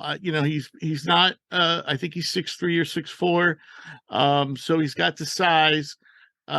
He's not a great shooter off the dribble yet, but he's a knockdown shooter if you leave him open off the catch. And we just saw him take over offensively. And hell, he hasn't been playing defense just this year. I mean, he's been an outstanding defender since his freshman season. So yeah, tremendous player. And I'm also impressed by Jordan Walsh. I mean, he's a gamer. He's a glue guy. And the question is, can he be more than that? But he certainly, I think, with his athleticism, I could see him at worst like being a more athletic Anton Watson, who for Gonzaga. And he needs to shoot the ball, Walsh. Though I mean, Walsh had so many. I mean, they were basically fighting. I mean, that's the issue with Anthony Black as well, right? Right. But that's the whole thing with Walsh. You can't be that wide open and shoot in the 20s. So I like Walsh. I agree with you. But at least now he's starting to hit a shot now and again, and he hit a couple, under pressure against Kansas. And early in the year, even if they were playing, Cal State Fullerton or whatever, he wouldn't shoot. And now he's got more confidence in his game, which is good to see. Well, what do you guys make of Mike Miles? Again, not super tall, but I think Mike Miles is 6'1". What do you make of, again, I haven't checked draft boards for other places for quite some time, but last time I looked, he wasn't considered a second-round pick. What do you guys make of that? I think that's a little crazy. I'll say one thing on Mike Miles. Have you guys ever seen a person have a gear on him that just all of a sudden goes from 0 to 100 in about a second and a half? That's that's the one thing I noticed with Miles. And the thing you worry about with little guys is how they're going to do at the rim. Most of them can shoot, but Miles is excellent at the rim. And he can use floaters and just get all the way to the rim, and lay it up. I don't know. I can't see him being any worse than a second-round pick, maybe even an early second-round pick. Yeah, me personally, I'm a huge fan of his as well. And you're right, Bunni. What TCU does a great job is they can clear out a side for him and just allow him to get downhill and get into that fifth gear that allows him to get by people. Now, he is very good at the rim, I will say, on a team like TCU. And maybe this is kind of the style they play that hurts him. because if he does make the NBA, he will be surrounded by, I promise you, a whole lot of better shooters than he had at TCU, because teams would pack the lane. They wouldn't really allow him to get to his spots. And sometimes he forced the action a lot of times. When he got downhill, he tried to make something happen. It's just like the lane's clogged up and shoot. There's no room. So I think that's something that could be better for him at the next level. But even for a little guy, it's impressive to see a guy finish at the rim like that and show the ability. And he wants to get down. He would much rather get downhill than shoot the ball. I can tell you that. So it's interesting to see that from a small guy. And his jump shot can come and go, especially off the dribble. I find what's weird is if you watch him from the free throw line, he actually has some really bad misses sometimes. Mm-hmm. Weird. But he looked pretty damn good on Sunday. Hitting some big time shots. Certainly did. He was able to fill it up. So yeah, off the dribble shooting, definitely a concern. But he's also a guy that has 2 years remaining. Right. If he wants to come back, he's got a COVID year and he's already got a senior year of eligibility he can use next year. There's still time for Mike Miles. I like the team he's on and I like the player he is, but there's still a little bit obviously that he can add for sure. What do you guys make of Jalen Slauson? I obviously haven't seen him nearly as much as most of the guys on this list. But what I see, I'll just run over his stats because they are pretty impressive, though obviously he plays in the SoCon, so the level of competition comes into question.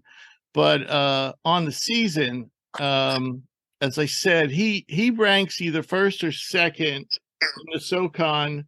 Well, actually, he's in the top 10 of the SoCon for so many categories. It's too many things to list. But in the three major metrics, per, win shares, and plus minus, he's either first or second in SoCon. But on the season, his shooting splits are 56 from the field, 39 from three, and 78 from the line. So those are excellent shooting splits. He's averaging 15.6 points per game, 7.1 rebounds, 3.2 assists, 1.5 steals, 1.5 blocks. This guy does a little bit of everything. He can score pretty much from all areas on the floor, though he tends to be more of a driver than a shooter. And I think I've seen him have some pretty bad misses at times, even just catching and shooting. So I think his stroke needs some work. Like I said, he shot 39% from the floor this year, but that's only on from three, but that's only on 2.9 attempts per game. So not high volume. You guys have any thoughts on Slauson? I'm going to defer here outside of like the SoCon tournament and the NCAA tournament. That's all I've seen. So I'm going to defer as to probably not having seen a big enough body of work yet. I'm going to defer back to you, Jake. Yeah. No, yeah. All right. Well, I'll just run with it. I think anybody here. I'm not going to bullshit anybody here, man. Right. I just think he's a really exciting, 3-and-D type of guy. I mean, he last year he was SoCon Defensive Player of the Year, and as you can see, he makes plays, averaging over three, a combination of 3 steals and blocks per game. So yeah, I just think he's a player I want to look into more. He's a 5th-year guy, so this is it for him, but I definitely think he's a potential second-round pick. The one thing, his athleticism does not blow you away. So, but he is a good athlete. Like, he can finish above the rim. He has a nice burst off the dribble. And he's also, he's just kind of got that ideal size at 6'7", 220, and he can guard multiple positions. And actually, Furman often asks him to guard the point of attack. So a 6'7" guy doing that. So definitely a guy I want to take a longer look at. So what do we make of Princeton's Awoma? I personally really, really like him. I believe he's a senior, so he's got you look it up just to make sure. He's played 3 years, Okay. but according to Princeton, he is a senior. Okay. So I believe obviously he has his COVID year, and I believe Ivy League players, if they want, they can ask the NCAA for another year if they want. I doubt he would do that, but I think he might consider his COVID year, whether that be at Princeton or somewhere else. Yeah. And we just saw this last year.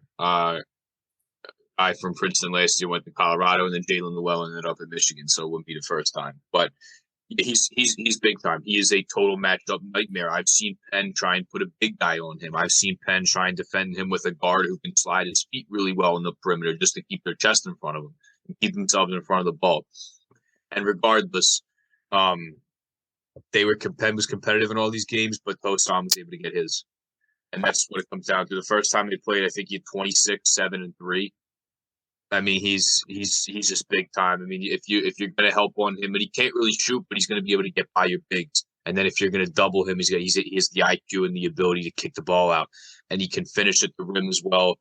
Like I mentioned, we were talking about the Princeton Arizona upset. The guys, I've never seen him out of control. He always plays at his pace, and nobody throws him off that.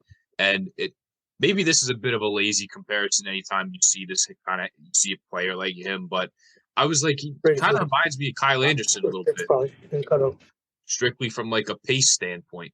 Yeah. But he's never out of control. He's a very, very smart player, and he's not an overwhelming athlete, and he makes up for that with his basketball IQ. So he'll finish if you're just going to put a guy on him, especially if it's a big that's not really going to be able to slide with him and stick with him.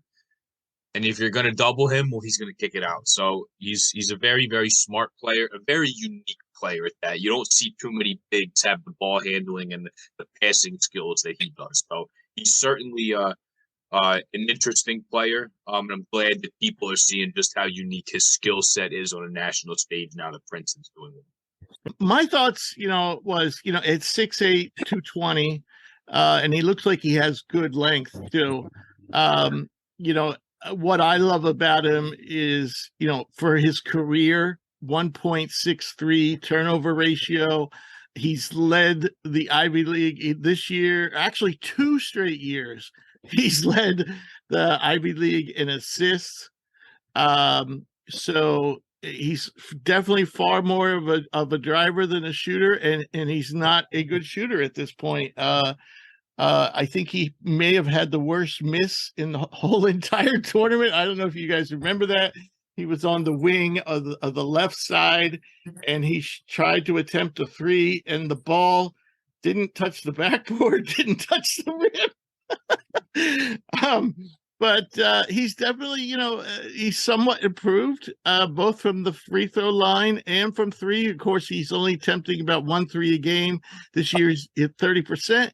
And from the foul line, he's boosted his average up to 65% on nearly 5 attempts per game. So I think athleticism and shooting are the concerns, but he's definitely an intriguing player.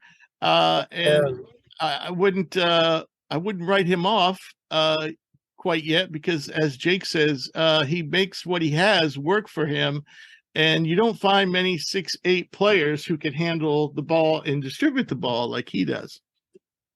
So any other thoughts on stock rising on these guys? Amari Bailey is something special as well. Yeah. For his, I think athletically he's there. He's a long player too, and a smooth lefty, rises over defenders, great athleticism. I think just needs to get a little bit more consistent on his jumper. He's going to be there. Yeah. I mean, we're talking a 6'5" guard who can play the point. In the 2 tournament games so far, he's had 6 assists in both games. And shooting wise, if you just go back all the way to the Pac-12 tournament, he's scored 26, 9, 19, 17, and 14 on good shooting. And he's also he's not a big 3-point guy at this point in time, but he also chips in rebounds, steals. UCLA has to be super excited that they have him emerging at this time with Jalen Clark being sidelined. Of course, they're very different players. Bailey is a pretty good defender, by the way. But he's not Jalen Clark, who's probably, one of the best defenders in the country. But what Bailey has over Clark is athleticism, and it's just his athleticism and offensive skill, his skill set. As it is now, he's shooting 49% from the floor, 37 from three, and 70 from the line. This guy can finish well above the rim. Very gifted player. I would not be surprised, depending on how this tournament finishes up, that he actually moves in the lottery range. Because we're talking, I think he was a top 10 recruit, certainly a top 15. What'd you guys think of another one that was really impressive on the weekend? You didn't have him on the list, but who I thought was really, really impressive was Ricky Council from Arkansas. Yes. Yeah, Ricky has been one of the most productive players in the tournament. The only thing that bugs me about Ricky is, his shot. He just it's not not there. And unlike some of these guys, Ricky, I think, is a senior or a junior. Which is he? Anybody know? I think he's one more though with the COVID though. Yeah, he definitely has one more year if he wants it. Right now he's a solid second round pick on our board. He certainly has the athleticism, and damn, if he could put down a jump shot with that. I mean, he's not horrible jump shooter, but he's certainly not a good jump shooter. But if he could add that jump shot, yeah, he definitely would probably be, if he was shooting well from deep now, he'd probably be a first round pick. Yeah, I agree. Yeah, but he's been highly productive. I mean, we already had two Arkansas guys on the list, and probably if you looked at it overall in the two games, he's probably been the most productive. If you looked at every stat, steals, rebounds, points, blah, blah, blah. All right, so now we're going to move on to stock falling. And the first guy we'll talk about, I'll actually change the order for Bunni, because Bunni asked the question about this. So we'll talk about Nick Smith first. And what's interesting about Nick Smith, not so much that he's doing anything bad, it's just the fact that Arkansas has decided, at least against Duke, not to play him. He only got 16 minutes in that game, and part of that was because Devo Davis fouled out. So, they put him in late in the game, which was good to see, that they had confidence at least, to go to him then. But in the tournament so far, and the two games combined, Illinois and Kansas, of course, that's tough competition, but he's 2 of 14 from the field. And this was for a total of 6 points. This was after he had a long streak of double-digit scoring, including he had 7 straight games with double-digit points, including 3 efforts of 24 points or more. So all of a sudden, Nick, who we thought might emerge in the tournament, has actually gone the opposite direction, so much so that Arkansas didn't want to use him, and they went with different players against Kansas. I mean, I think I was quoted last week to saying this is going to be his coming out party. So I felt bad for him. It wasn't. He just looked very uncomfortable out there.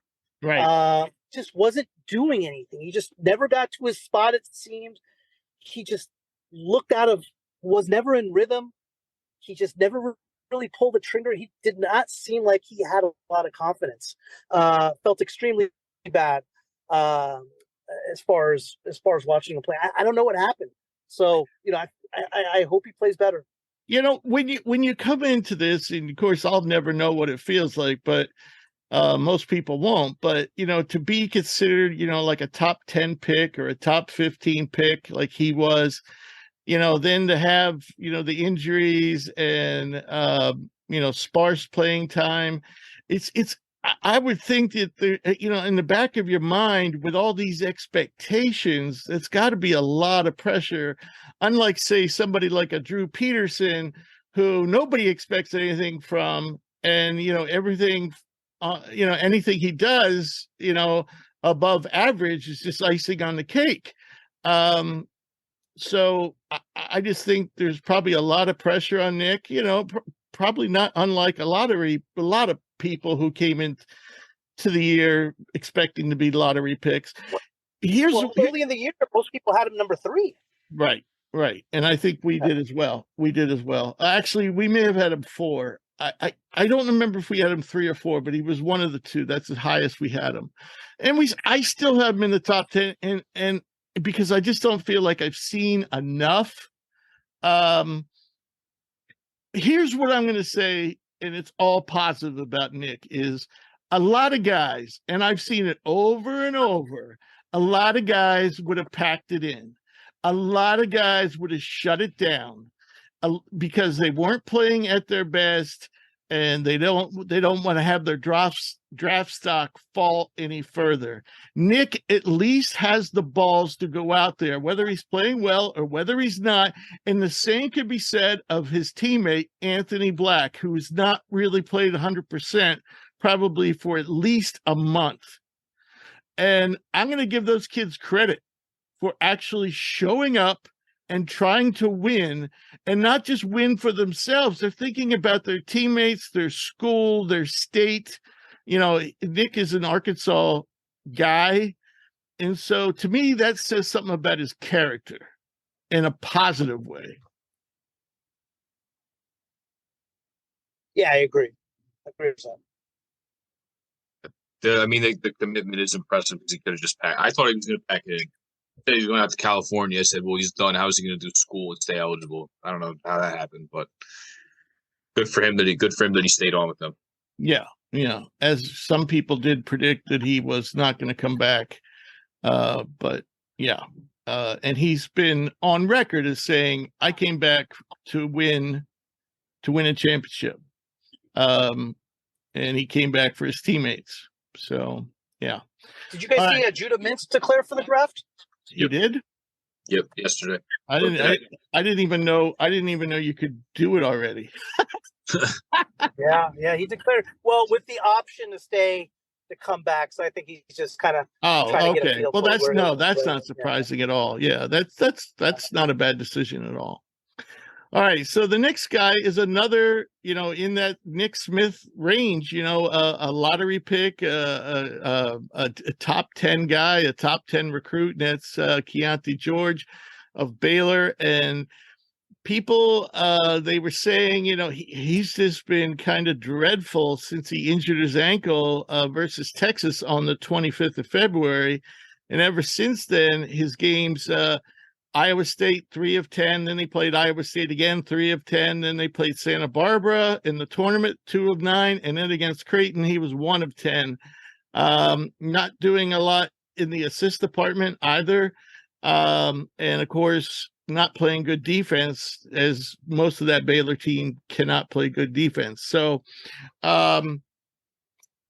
do we see, has Keontae George hurt his draft stock? And I guess we've never answered the question, has Nick Smith hurt his draft stock? I personally think George has. If anyone's hurt their draft stock, I think it would be George. Yeah, I would agree. Yeah, it's and he's played more. He's put more out there. The defense is definitely concerning because you think about Baylor and you think that terrific defense, especially with the team that won the championship, and it just hasn't been there. You see the athleticism. You see some of the shot making. I remember that Kansas game. They played the regular season where they lost it out in Fieldhouse. I mean, he was hitting some absolutely ridiculous shots. Like you see why everybody's excited for sure. Yeah. But you got to defend at the next level. You have to. Have to. And I think that could be a pretty big current. Because I've always said, and look, I'm no expert, but I mean, I think there's something to be said about if a guy can't shoot and he's a good kid, which sounds like Keontae George is, you can teach that to him. You can teach him how to dribble. You can teach him how to shoot. You can fix a jump shot. But if he's just not a good defender and it's not an area that he wants to get better in and doesn't really care about it, then it's like, okay, well, is this guy just going to continue to be a liability? Is he ever going to grow? So, it doesn't seem like he's a bad dude at all. I think he'll get better at it for sure. But strictly the player that you draft right now, like defensively, is going to get better. Yeah. And efficiency wise, I mean, his shot selection, has a lot to be desired. And on the season, 38% from the field, 34% from three. I think he has done enough, especially in the shot making category and the athleticism category, that he's going to be a lottery pick. But where in a year where we're not really sure who the 4th overall pick is, I think that his chances of getting there are a little dimmer now. But same goes for Nick Smith. I mean, I think both of them right now. Who would you draft? Smith or George? Ooh. That's a tough one. Yeah. I would go George. Yeah. I've certainly seen more of George, so I would feel more comfortable that way, but I also see his deficiencies. So yeah.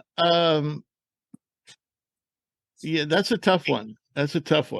And you know what? They're both one thing that neither got to showcase so much at this level is playmaking. Both of them have potential to be point guards. And we didn't really get to see that with either. So I think that's something that's going to, and that is something we didn't see and we're not going to see, but that's a value that they bring to the table, that NBA teams will be thinking about. The other three guys on the stock falling are Drew Pember of UNC Asheville, Tyler Kolek of Marquette, and Braden Smith about Purdue. Now, what I'm going to say about Pember is we talked about him actually a couple weeks ago, and he was on Stock Rising. The problem with Drew that I'm seeing is when he goes up against good competition, he disappears.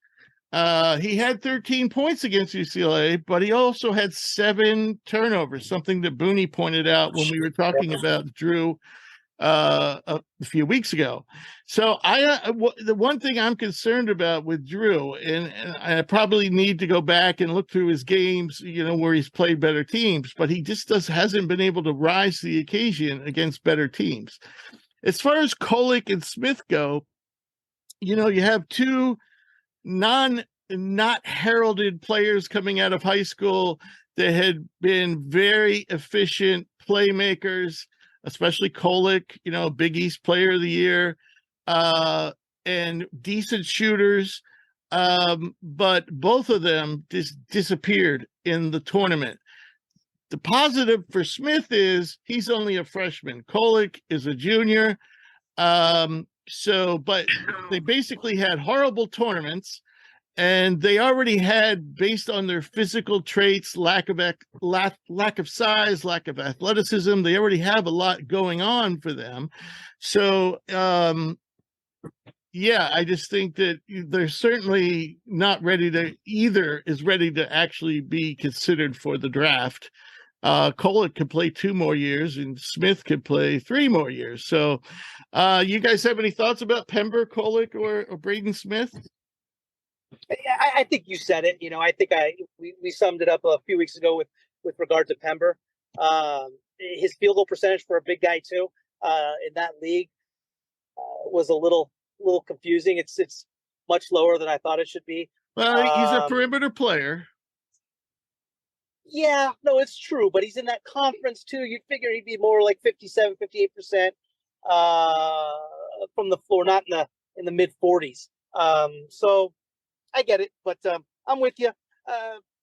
Kolick and Smith are what they are. I don't see any real, as far as being drafted in the next even couple of years. I don't see that happening. But I love watching them both play, especially Kolick. Yeah, I agree. Kolick is really fun to watch. Very creative passer, great playmaker, but he didn't play well against Vermont, and then Michigan State, he really played poorly. Though, as Drew Peterson pointed out to us, he was impressed, Drew was, with Michigan State's ability, their guards' ability to lock you down. So, and they did the same thing to Boogie Ellis. All righty, so now we're going to move on to the fun part of the show. I went back and adjusted the points. When we did the conference tournaments, we had negative points and all this crap, but I adjusted everything so everything was positive.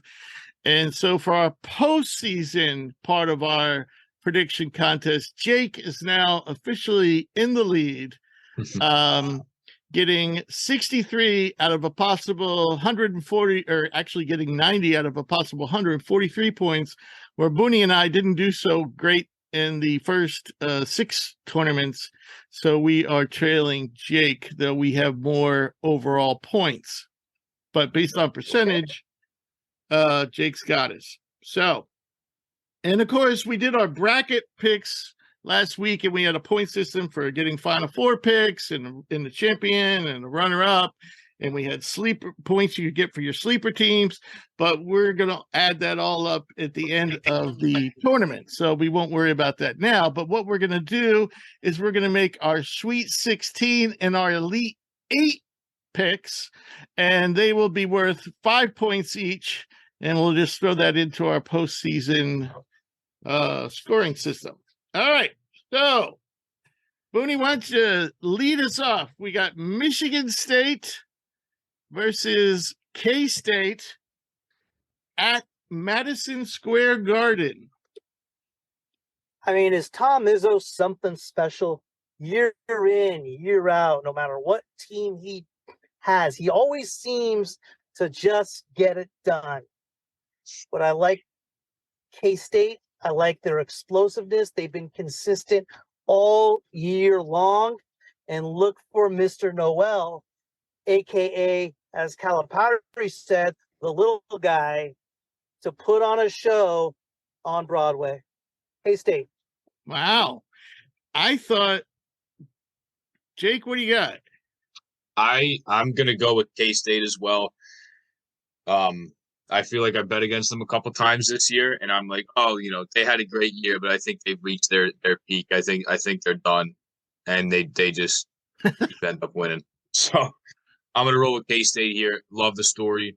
I believe you have, look it up to make sure, you have Marquise Noel, you have Naquan Tomlin, and I believe Ishmael Massoud, all New York guys going home to play in the Garden in front of their friends and family. And I'm gonna roll with them. I love Jerome Tang. My God, they're gonna be a powerhouse and a problem for years to come. Ismail Massoud, Harlem, New York. There you go. But yeah, I'm gonna roll K-State. I love this team, and I'm just at the point where I don't want to cross them. I don't. All right. No, I hear you. I love the way Michigan State is playing defense. I mean, they were really impressive against USC and Marquette.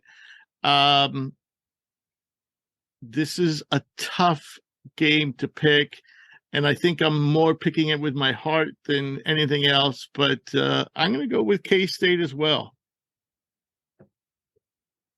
All right, so now we have Florida Atlantic versus Tennessee, the other game in the East region at the Garden. Who you got, Bunni? Florida Atlantic or Tennessee? I think just too much scoring from Florida Atlantic. Florida Atlantic is a very, very good team. I understand what Tennessee did to Duke, and I think that had more to do with matchups. I like this Florida Atlantic team a lot. I think they're going to get enough scoring and points over this Tennessee team, and look for the Owls to advance to the Grade 8. Nice. I'm gonna roll with Tennessee. I just got a funny feeling that I love all the discourse about Rick Barnes is that he can't make it to the second weekend. He can't make it very far, and then he's gonna lose to Kai Ziegler, and then they're gonna end up going to the Final Four. I got a funny feeling that might happen. So I'm gonna roll Tennessee in this game, and then just to make your life easier, I'll even put it in the sheet. I'm gonna take Tennessee to go to the Final Four. You know why? Because of course that's what would happen. I too am going to roll with Tennessee. I think that Tennessee just has. I think they're going to win this game big. They have a tendency to. They either lose like 59-58, or they win. Like 70-45, and I think that's going to be what it's like. I Florida Atlantic is good, but I just don't think they can match up with those horses that Tennessee could throw at you. And I just don't think I don't think they have enough offensive punch to overcome Tennessee's defense. So now Jake has already predicted that Tennessee advances to the Elite Eight. I will match him there. I think K-State's magical run ends. Again, similar reasons, just depth, defense, athleticism. Of course, scoring is always a problem for Tennessee, but I just think that they have enough to get through these two games and make it to the Final Four. Ironically, they were one of my original preseason Final Four picks. That's right, they were. I like K-State to get the Final Four. All right, and Bunni goes with K-State. All right, so now we're moving on to the West region, and we have Arkansas versus UConn. What do you got, Bunni? I'm sorry, what was that? I'm sorry, say that again, I apologize. We're in the West region, and we have Arkansas versus UConn. Oh, God, two teams I like a lot. Oh, UConn's playing some great ball. I'm going to stick with UConn to win this game in a great game. UConn to beat Arkansas. Yeah, this is the premier game of the Thursday Friday slate of the Sweet 16 games. This is the best one. I said this on my podcast yesterday. If you have children and they're at their game and they're at this game, bring earmuffs, bring earphones. There's going to be very vile and explicit things said between these two coaches. I'm sure it's screaming at the referees. It's tough. It's really tough. I'm going to roll Arkansas. As I look at these picks, I feel like I'm going with my heart here and not my head, which couldn't do. But yeah, let's have some fun. Let's go Arkansas. Give me Musselman to make not one, not two, but the third straight Elite Eight for the Razorbacks. I am going to go with UConn just because, I think Arkansas is probably a little overall a better defensive team. But UConn just has so many more offensive weapons inside, outside. I just think UConn just has too much. I mean, I picked them to win the whole thing, so I'm certainly not going to stop now. But Arkansas is a very talented team. So moving on to the other game in the West region, we have Gonzaga versus UCLA. By the way, these games are being played in Las Vegas. So who do you have, Bunni? The Zags or the Bruins? I like Gonzaga. I think they're gonna get it into Timmy. I think they have too much scoring for UCLA. And UConn, I like getting to the Final Eight. This is tough for me because with Jalen Clark, I would take UCLA. I wouldn't think twice about it. And although the Zags are playing well, I'm going to take UConn. I want this for Mick. I think he gets it done. You mean UCLA? It's yeah. I'm going to go UCLA. Last year, these two teams played in Vegas. Gonzaga beat them. 2 years ago, they played an all-time classic basketball game. Not only one of the best basketball games I've ever seen, best games I've ever watched in general, with Suggs buzzer beater in overtime. I think Mick gets his revenge here in a big way in Sin City. They also lost the Pac-12 tournament in heartbreaking fashion, so I think he gets his revenge. And with everybody and their mother on the Zags, Mick Cronin reminds you of just how good he is in the Bruins advance. In our last week, I said if Clark was playing, I would go with UCLA. But without him, I was going to go with the Zags. I've been more impressed with UCLA in this tournament so far than I have been with Gonzaga. Gonzaga, to me, still just lacks something. And I think UCLA with Amari Bailey, I think he's offsetting the loss of Clark. And actually, I think he makes them a better offensive team. And I don't think they've lost a lot on the defensive end. Of course, I'm gambling that David Singleton is going to be fine, and Adem Bona is going to be fine. But yeah, I think if those guys are fine, UCLA wins in the tightest of tight games. So, who do you got for your Western region winner, Bunni, between UConn and Gonzaga? God, what a game this is going to be, huh? I really like how this UConn team is playing. They're playing well on both sides of the floor. They're shooting the ball well.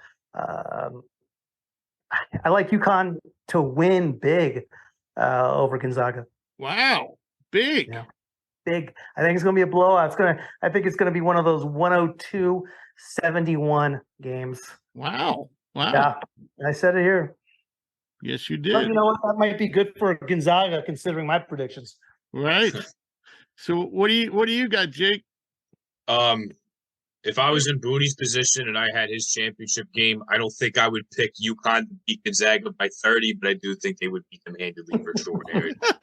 Head and shoulders a better team. But yeah, I don't have his picks. I have quite the opposite, actually. I have Arkansas. I have UCLA. And I'm going to take Musselman to get to his first Final Four. All right. He's been knocking on the door the last 2 years. He's going to get it done here. Lost to did he hold on? No, he didn't lose to the champion last year, but he lost to the champion in 2021. But this is the year where Musk gets to the big dance and brings him to Houston. I wouldn't mind seeing Smith have a turn last couple games, that's for sure. So I'll be rooting for him a little bit.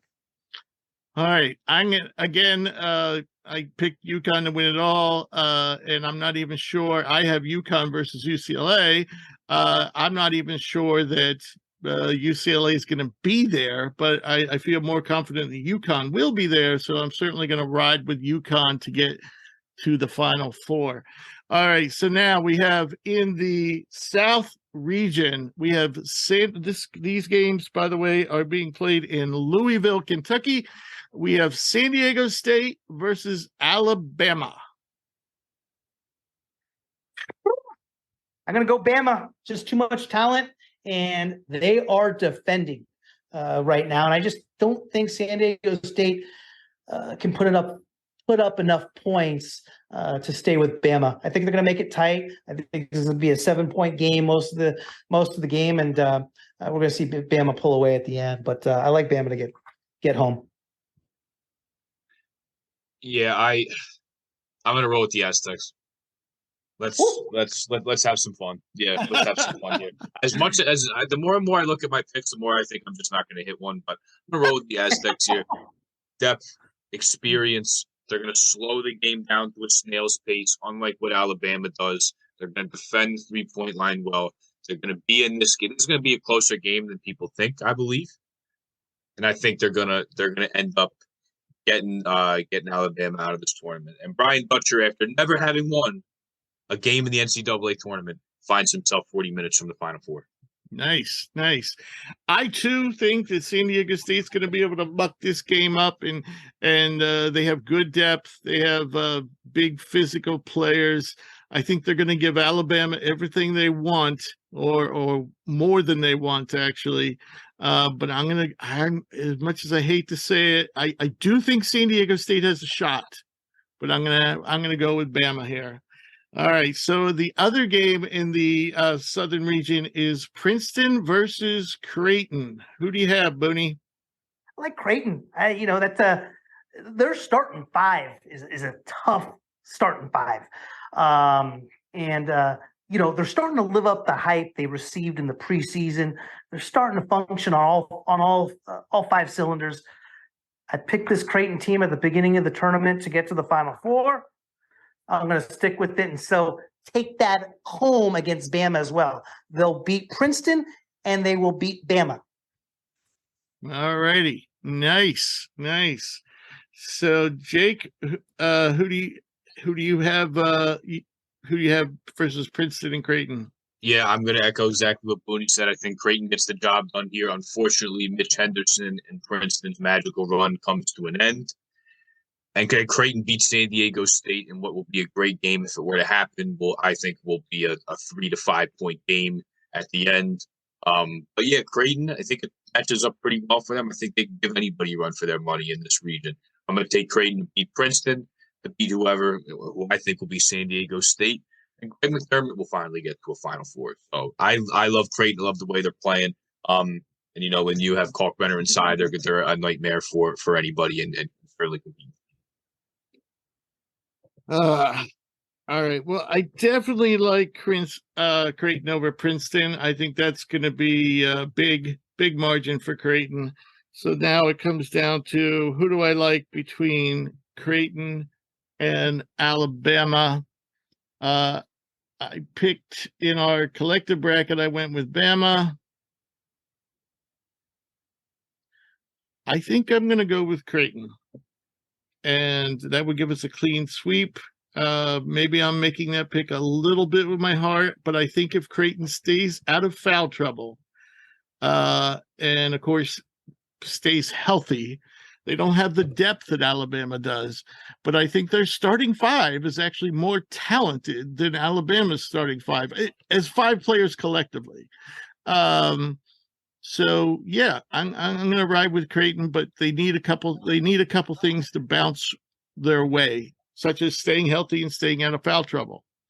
All right, so now we move on to the Midwest region, and we have Miami, who we know Norchad Omier is healthy, but we're not sure about Wooga Poplar, versus Houston. And these games are being played in Kansas City. I like this Houston team a lot. I mean, they just have a lot of grit, a lot of gut, a lot of toughness. And one thing I noticed in that second half of the last game against, who was it against? Who they play last game? I'm sorry, it's slipping my mind right now.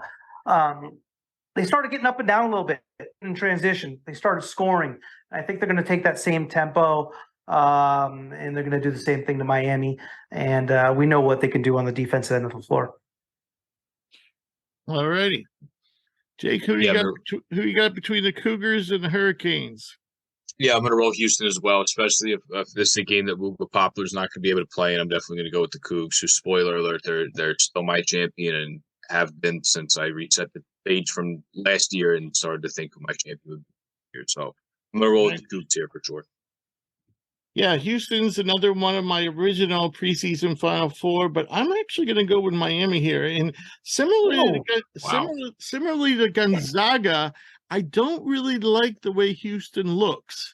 It's just not really smooth there. They just seem to be struggling a little bit. And Miami just kind of seems to have that team of destiny. And I think they have enough firepower and enough diverse firepower. Omier staying out of foul trouble is going to kind of be critical, though, because Houston could throw a bunch of big bodies at you. But if he could stay out of foul trouble, I think Miami definitely has the edge in perimeter players. So we shall see. But I kind of like Miami here. All right. So now we have in the other Midwest region, we have Xavier versus Texas. I like Texas. Xavier just does not defend enough, and they're not going to be able to score the way they have in the first 2 games. I like Texas to get this done. Jake? Yeah, I agree. Not only the defense, but this is a game that Booney's right. They're not going to be able to score at will. I think their depth is tested a little bit here with how good Texas is and how deep they can go. So I'm going to roll Texas. I think Xavier will be a problem for years to come, but the Fremantle injury is huge when you talk about there's not a lot of depth here with the Musketeers. However, I do think we'll make this game close. I'll give Sean Miller that much credit. I think he's that good of a coach. So give me Texas in the close one. All righty. I too like Texas. Xavier has not really looked great in the first two games. Sully Boom hasn't been really hitting on all cylinders for the most part. Neither is Colby Jones. And they don't have a lot of depth without Freemantle. So I got to go with Texas here. All right. So now we have the Midwestern winner. Bunni, you have Houston versus Texas. Houston. Have them since the beginning of the year. Right. Love their team, rooting for them. Right.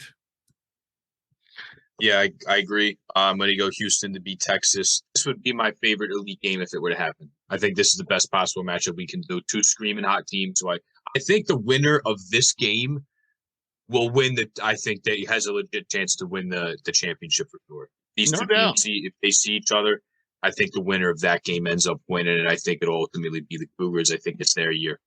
Right. All righty. So I went with Miami to beat Houston, and but I'm certainly not confident over that, or not very confident.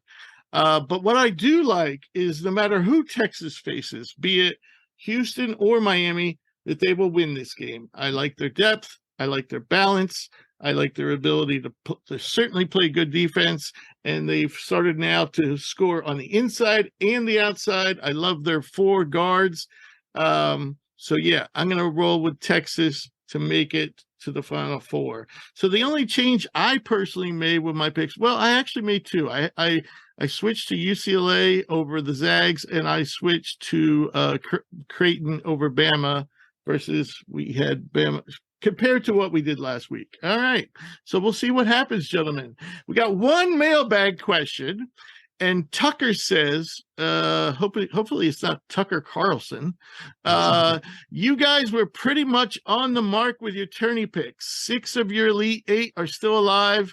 And you would have more if you didn't disrespect my Vols. And then he writes, LOL. So what do you think about UT's chances now? You were high on them earlier this season.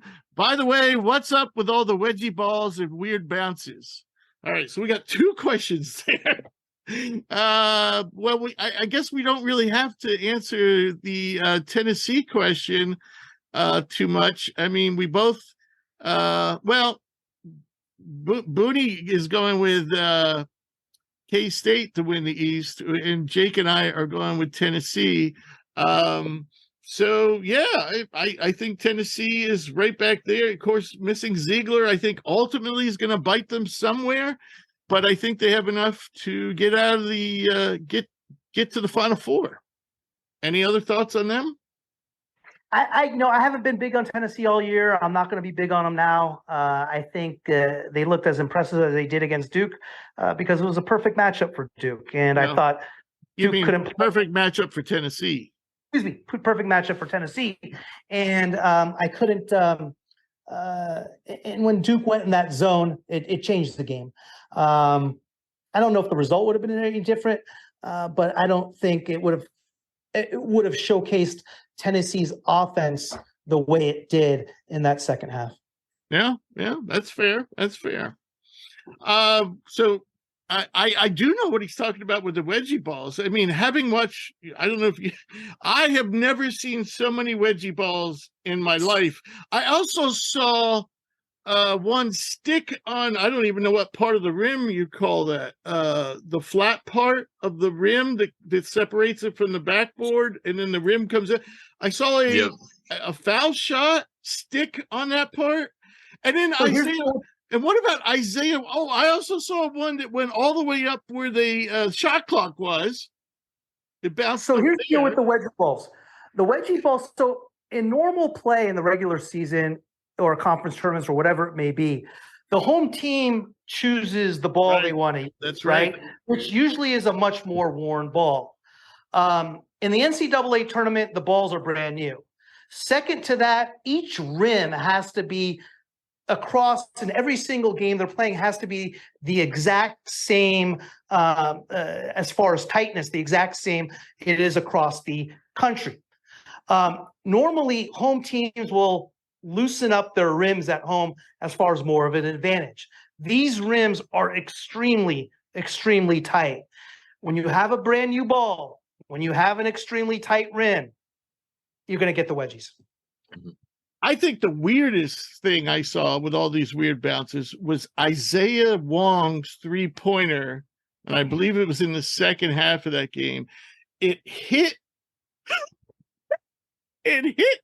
the square on the backboard, and I swear to God, it stuck there for a split second, and then it dropped straight down through the rim. And what I know what that is. That's because we no longer use leather balls. We use these pita, what Dan Dockage calls pita balls, because PETA, the animal activist people, didn't want leather to be used in basketballs anymore, so they use this synthetic stuff, and it's actually, from what I've heard described, is it's actually sticky, and so if you watch that Miami game over, you're going to see Isaiah Wong hit the backboard, and the ball almost appears to stick for a split second and then drop straight down. So I think it has something to do with the composition of the ball as well. Jake, do you have any comments on Tennessee or wedgie balls? So wedgie balls. So first of all, I just want to say that the I hate to have to say this, but whoever dealt with the nets and the rims at Greensboro Coliseum basically did like the equivalent of overwatering the field in the Super Bowl. Like nobody could score there. All this weird shit was happening. Clifton Moore free throw where he shoots it and gets stuck on the back of the rim, hitting the rim a couple times. Right. And Iowa State being absolutely abysmal that game, not being able to score. At one point, they were 1 of 17 from 3 and 11 of 54 from the field. It was. I don't know what was going on there. Agree. But whatever happened to Greensboro needs to be investigated. Nobody can score. A bunch of weird stuff was happening with the Nets. And correct me if I'm wrong. Was it there they had to bring a new one out because it was crooked? That was the one. That was the place. Yes. Yeah. What I don't know what was going on with Greensboro, man. But that needs to be investigated. And they were basically, like I said, the Super Bowl grass people of this game. All right. I hope there's nothing sinister going on, because Iowa State, trust me, they're capable of going 1 of 17 without any help, I believe. But anyway, all right. So thanks for the great questions, Tucker. Appreciate that. If anyone of our listeners would like to send us a question, please email it to admin@hoopsprospects.com. We also take questions via social media on Twitter @HoopsProspects, on Instagram @TheHoopsProspects, and on Facebook @HoopsPros. I want to thank all of our listeners, and we'll be back next week with a special Final Four edition. We'll have another stock report, a special guest, and much more. And if you ever miss an episode, you can always get caught up at hoopsprospects.com. Any final words, gentlemen? Yeah, I don't want to hear you East Coast people complain about the rough weather anymore. We had a nice day today. I think it was like 62 down here, Rich. Yeah, it was beautiful. You could have worn shorts. Yeah, lovely weather today. It was nice. Very nice. Will be for it will be for the rest of the week, though. Bunny, I hope the weather works out for you. Sorry you were inconvenienced. And No, I loved it. Enjoyed it, guys. Have fun. Looking forward to guys. Take care, guys. See you next week. Enjoy the game. Take care.